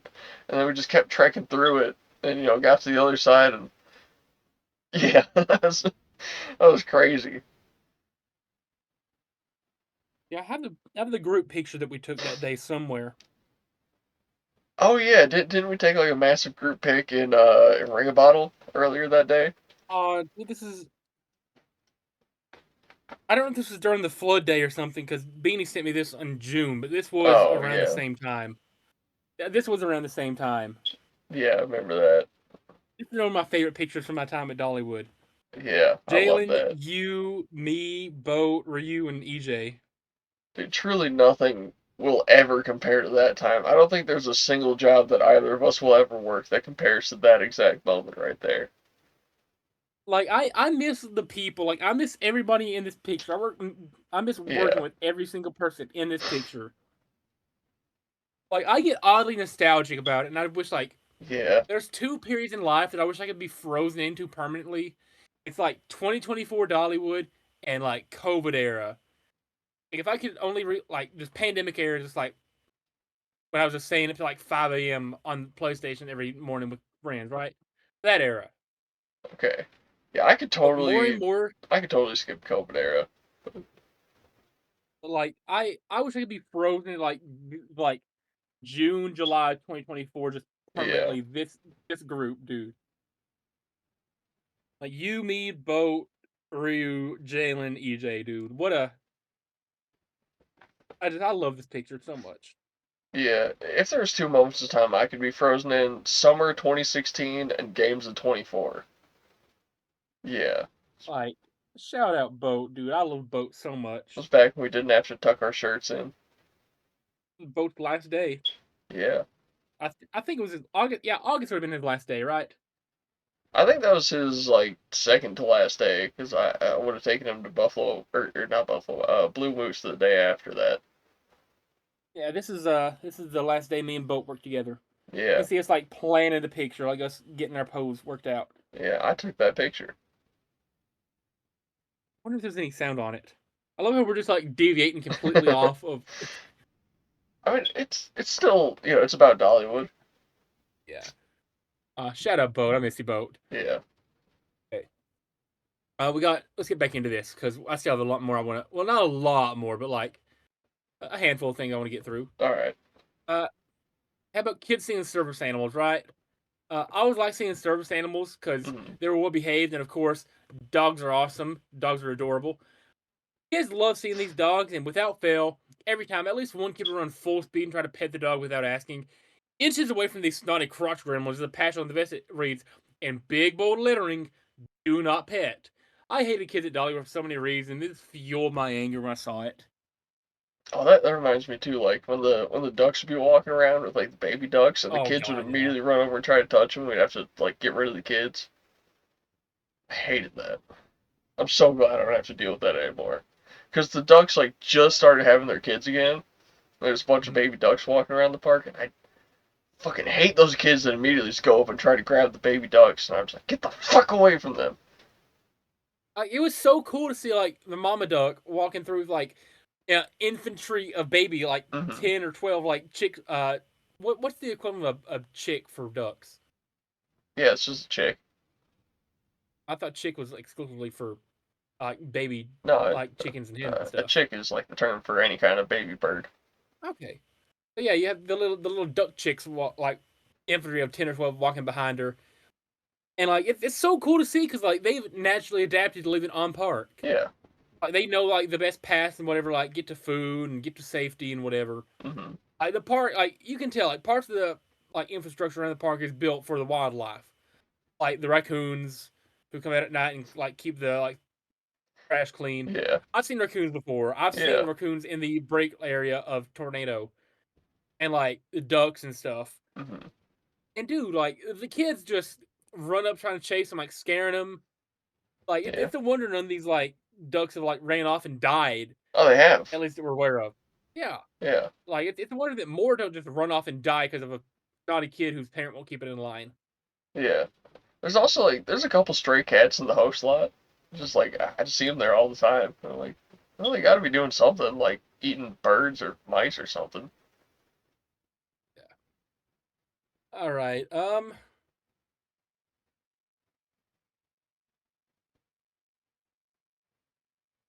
Do I want to talk about this one yet? Sure. No, you already talked about Kayla. So Okay. have you seen this point? Have you read this point already? You ever read over my points? Can I Uh, read over some of yours? I haven't looked. Well, I mean I've read over years like previously, but not in this session here. Coincidentally for who it is, this is point 42, Oh, you're getting which down is there. one number off from her favorite number. What? Just look at the title for point number 42 on my list.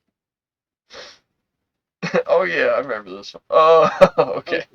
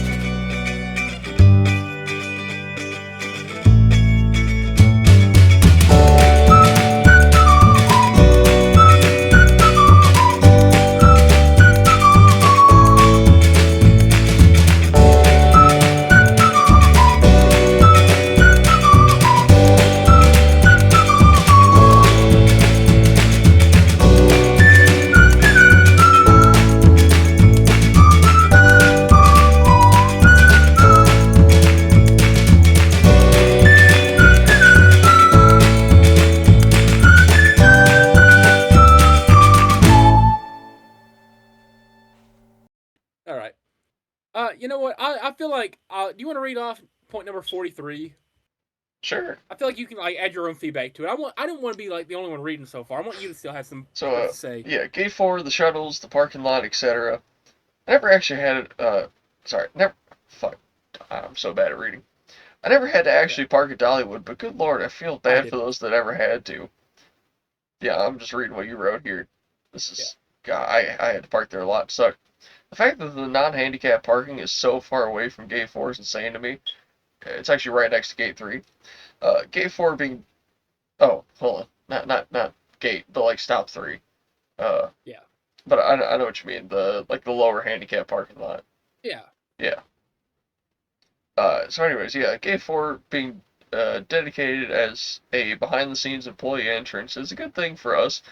Moving on. Sure, they have shuttles that run, but they're I'm so bad at reading right now. I don't know why, but they're often few and far between until the end of the day when most people are getting off. That's actually true. I don't know how many times like before I just said fucking just started walking up and down the hill every day, where I would be waiting for like 20 or 30 minutes for a bus and it just wouldn't come. Yeah. Anyways, where's that? Yeah, the shuttles are a nice touch, but only sit like 18 people at a time and are either blazing hot or freezing cold, true fact. Gate 4 gets bottlenecked the second there's more than two people waiting for security, especially when the guard on duty wants to take their sweet time looking at your host ID or searching any bags or purses that you may bring with you. Back to the parking lot. It's huge, and the shuttle stops are way too spread out, and the asphalt quality is so inconsistent. Why is it on the top of a giant steep hill? If you walk, if you, yeah, if you walk up it or down it, it's like a solid 3-minute walk from the top of the hill at such a close edge down to the gate. It's such a flawed plan, and it's clear when they converted the old park entrance to what is now the current service entrance. They didn't plan the host parking lot at all. Gate 4 is at least in a convenient enough location. Got any of your own stuff you want to add? Because I know you had a lot more experience in the parking lot up there. Uh, I don't. So the parking lot is absolutely massive, but there's almost never anywhere to park because keep in mind they have several service parking lots for like park service vehicles like the go-karts, the little pickup trucks, whatever. And yet they still choose to park all that stuff in the host parking lot and take up like the back 3 rows of parking with like the cranes and the extendable bucket arm things and all the trucks and random stuff that doesn't run and like whenever they're doing the GPL stuff and they get all the big pumpkins out, like they're always staging them over there, and then when they put them away, they always put them over there. So they end up taking about a fifth of the parking lot, which already doesn't have enough spaces, and people just park in like random spots, like in the grass or like up this one gravel hill that goes to nowhere, and yeah, it's terrible. And then they built an extension onto it that's supposed to hold like 500 more cars. There's still nowhere to park. Yeah, the parking lot kind of sucked. Yeah, Okay, how about Severe County Days, right? You know Severe County Days. I do. Yeah, the busiest place in the entire country, it feels like. It gets busier when all 100,000 people in the county, that's a real estimate, by the way, I looked it up. All 100,000 Severe Countyans decide to come to Dollywood to worship the ground dolly funds like those Muslims piling to pray to a giant rock. Why they all file in 5 wide and shoulder to shoulder to wait 2 hours for a ticket, then 2 hours to get to a ride, and then 2 hours in line for that ride, and then 2 hours to leave because the park is closing, genuinely baffles me. The workers hate it. We hate the guests who made it busy. It sucked. It just the worst idea possible. Hmm. Uh, you have any grievances about Severe County Days? No, I don't. I don't think it's really that bad, honestly. The the Muslims praying to the rock was pretty funny, though. I agree with that point. It's Can I read number can't argue with it. 47 since I actually have experience with that? Yeah, go ahead. Alright, so no pictures with famous people, right? Not too much to say on this. It's just a really stupid rule, and if I ever did meet a celebrity, I did. I met Sam Bucha. Uh, Did I you, was did you like him? absolutely. I mean, I kind of expected to just end up on his YouTube channel because he was filming and I was in the video. Uh, didn't end up Yep, yep. making it. I mean, it might still be part of a future video. I don't know. Um, so I was kind of expecting that to already happen, but whatever. Yeah. Anyways, like you said, I was absolutely gonna take a picture with them, not even despite the management making the rules, but because it's just cool to meet someone just casually there. Yeah. Yeah, dude, I met Sambucha. Like, he came up and he played Top Glow because he wanted to get one of Simon plushies. And I didn't even recognize him at first. And he's like, yo, how many players do we need for this? I'm like, oh, you gotta have like 3 players. And he's like, oh, we only got two, like the caravans you gotta record. And I noticed it's Sambucha. I'm like, oh shit. Oh, he's like, actually, could you play with us? I'm like, yeah, of course, I could do that. It's like, all right, just like, you'll like lose on purpose, right? So still get the prize. I'm like, yeah, yeah, I got you, man. And so we play whatever. He obviously wins. I give him the cinnamon bread, and I'm like, all right, like, am I gonna see this on YouTube later? And he's like, yeah, I'll come back later and I'll tell you what my channel is. I'm like, oh, come on, man, I've already subbed, man. You're Sambucha. And he's like, oh, dude, that's awesome, Hmm. man. Thank you. He like daps me up, like gives me like a little side hug, whatever. And yeah, that was awesome. And but you have like what, 11 million followers? I mean, subscribers now. Yeah, yeah, it's like 11.6 Okay. or something. Yeah, so I met somebody with 1/22nd his following one time.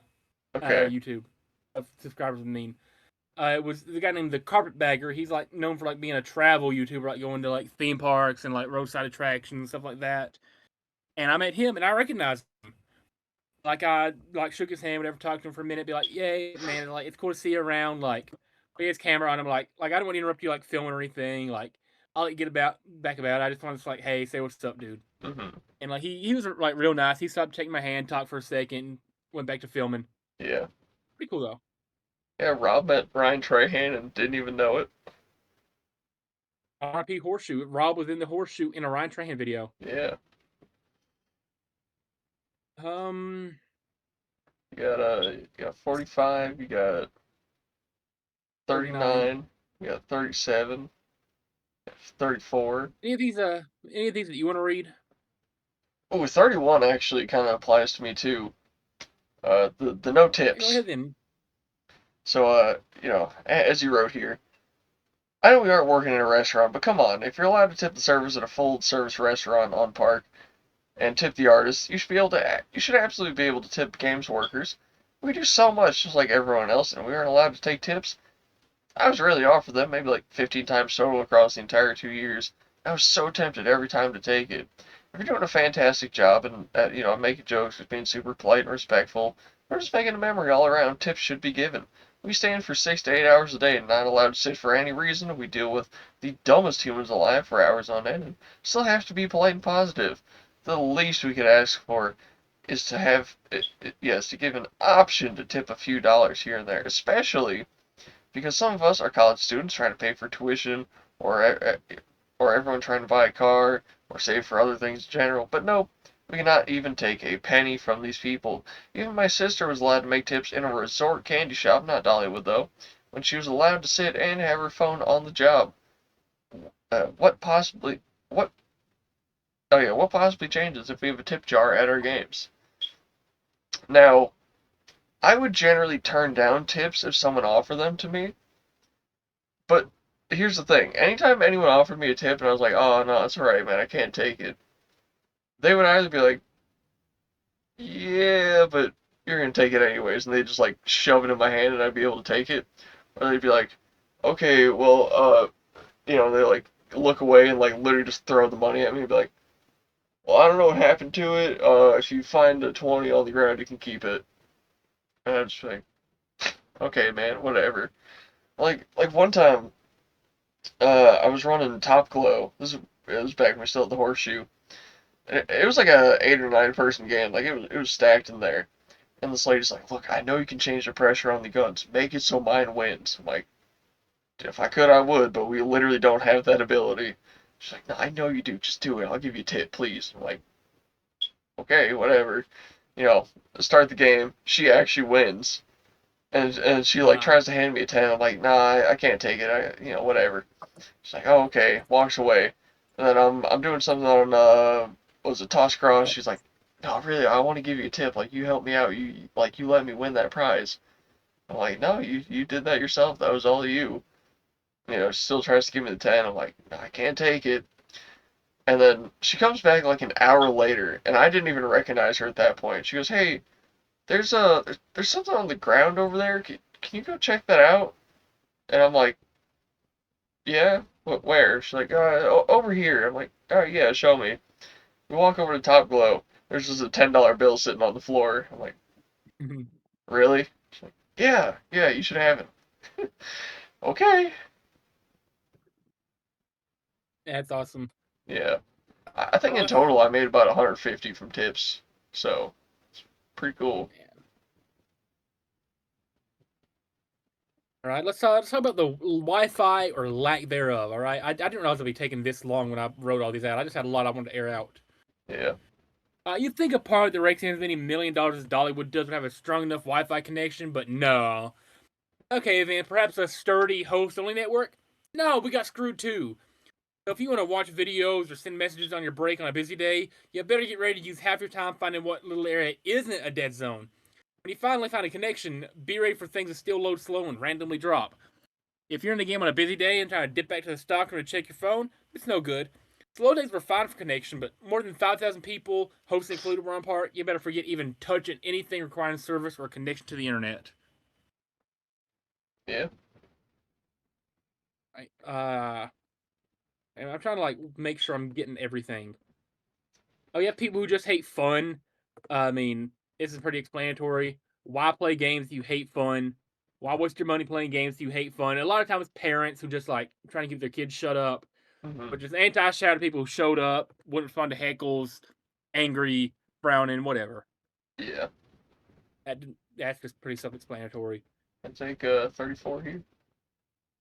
Which one's number 34? Yeah, Dumb you take it. questions. Okay. So, as you've written here. Now, I know that the vast majority of humanity isn't a savant and all-knowing at the ripe old age of 10, but good lords, there are some stupid, idiotic, retarded kids. You didn't say retarded, I I didn't say did. that part. I didn't. I just wanted to. Who play the Dollywood Okay. games. Most of the time, the apple doesn't fall too far from the tree, as you can tell. Where am I? Yeah, as you can tell, they come from dumb parents too. Children at Dollywood are typically a combination of dumb, deaf, blind, stupid, developmentally impaired, or fat.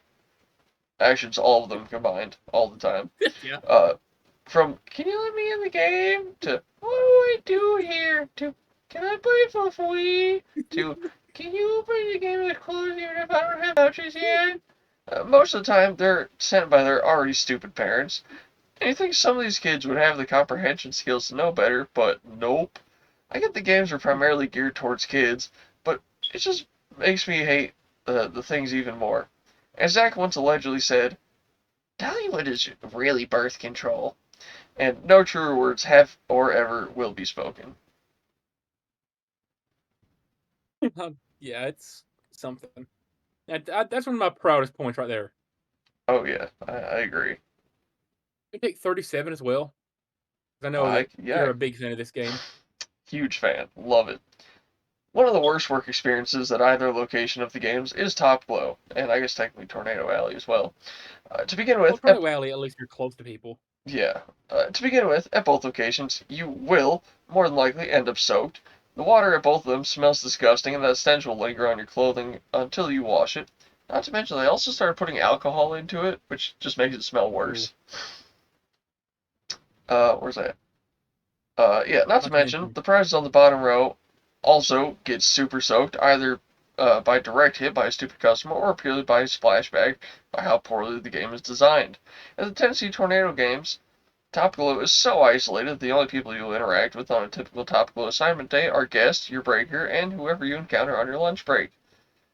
At least you have coworkers in Country Fair who are right beside you. In all three water gun games, especially both Top Glows, stocking sucks extra hard. There's no hooks, and everything has to sit almost freestanding, and pulling one thing off the top or middle shelf can cause an avalanche, all because a snotty kid, or adult honestly, wanted a Rudolph plush. Combine the smell, the water, the terrible location, the dumb guests, the stocking, and everything else mentioned, and you have a bottom three game. All this, and that didn't even include a mention of having to wear a microphone, which made it worse. We'll get to that part later, though. We actually already did. Which we already mentioned. Yeah, I mean, I've just been jumping around. I wrote these chronologically, but we've been bouncing around them. Yeah. Yeah, because microphones were right after. Yeah. I've got everything through You got 40. 26, 3-point. Okay, I'll take 26. I feel like this is one that I was really passionate about. All right, back to talking about a specific game again, even though we just did. Let me make sure I get this highlighted. Okay, everyone to be on the verge of heat stroke with a little chance to grab water to cool off and do so for hours on end. Well, if you said yes, for whatever reason, 3-point is the right place for you. Other than like a shade in the awful 30-minute long playlist, you can just spray it back and forth on a giant concrete court that gets slippery with the slightest moisture and contains a giant storm drain that can take you out if you trip on it. Yeah. Often you'll be stuck with only one other person, and half the time you'll be doing their job for them when they leave to hang out at another person's game, or hide in the bathroom, or just avoiding the game in other ways. Sometimes they'll throw in there alone with no help at all. Now, both with and without help, it sucks. First, you get to explain to the customer the game takes 2 vouchers, and often you get to explain the concept of vouchers as a whole. Next, you get to explain the basic rules. 1 practice shot, each ball once, no timer, money ball's worth 2 points. And then, after they fail to comprehend, you get to stop them, give them their practice shot. Soon after, you'll for a moment arrested their sprints and chase these rebounds and re-ranting the balls, all while keeping score, keeping other players out of the game. This isn't to mention the awful mic quality that absolutely nobody, except like 3 people, ever wanted to wear. And Mr. Yellow Shirt gets mad when you don't have the mic on. Anyway, you finally get a chance to rest, go to what tiny shade there is, stand under that fan that barely helps, think, I can probably go grab a water. Nope. By the time you take 1 step, boom, 20 more people in line. Where did they come from? They spawned out of thin air, and none of them can shoot a basketball or listen to the rules I explained twice. Why are you here?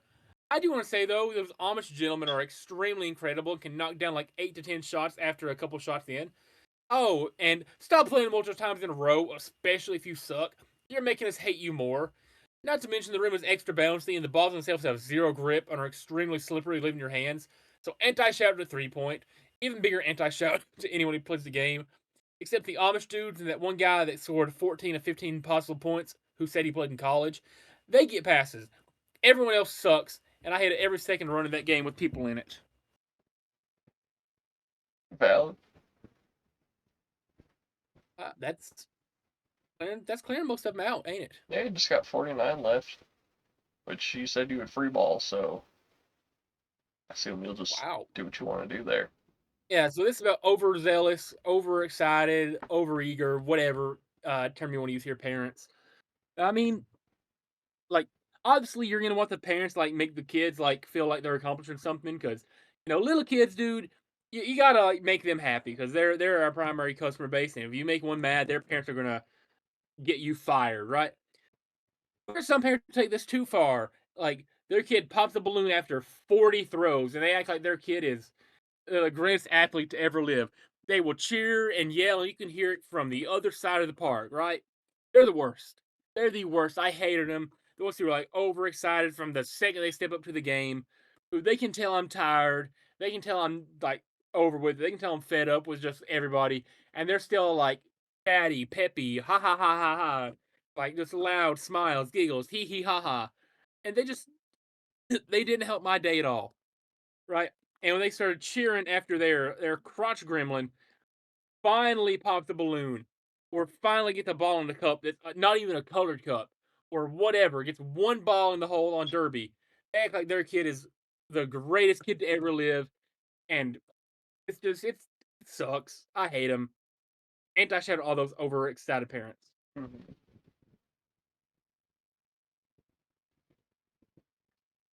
And that covers it. That's the entire expose, ain't it? Yeah, I think that wraps it up. That wow, really? That's all 49 of my points. And all 25 of mine. Wow. Okay. Let me check my notes, make sure I don't have anything else I wanted to add to it. Warrior. No, that's everything. That is everything. Wow. I do have one thing I want to mention. If you have Okay. ever considered working at Dollywood, don't. If you have an application in for Dollywood right now, rescind it. If you have a family friend or loved one that works at Dollywood, please tell them to quit immediately. Get them out of there. If you're a guest who just likes going to Dollywood, stop going. Do not give these people your money. Do not give these people your time. They will not help you. They do not like you. It is probably the most evil company on planet Earth outside of like Monsanto and Chiquita Bananas. You gotta have extreme Hey, ball knowledge to know why they're evil. Uh, I, yeah. look. I've said this to myself, not on record yet, but I'm officially saying it on record. I would have rather lived under communist Stalin. I would have rather been a Vietnamese person while Pol Pot was in office. I would have rather lived in Chile while Pinochet was throwing people out of helicopters than work at Dollywood. Oh God. And yeah, Hey, that's hey, all I got. are we gonna do an outro for this? Or we're just gonna wrap it up here. I think we'll just wrap it up. Like all of you should wrap it up so you don't have a kid that wants to go to Dollywood one day.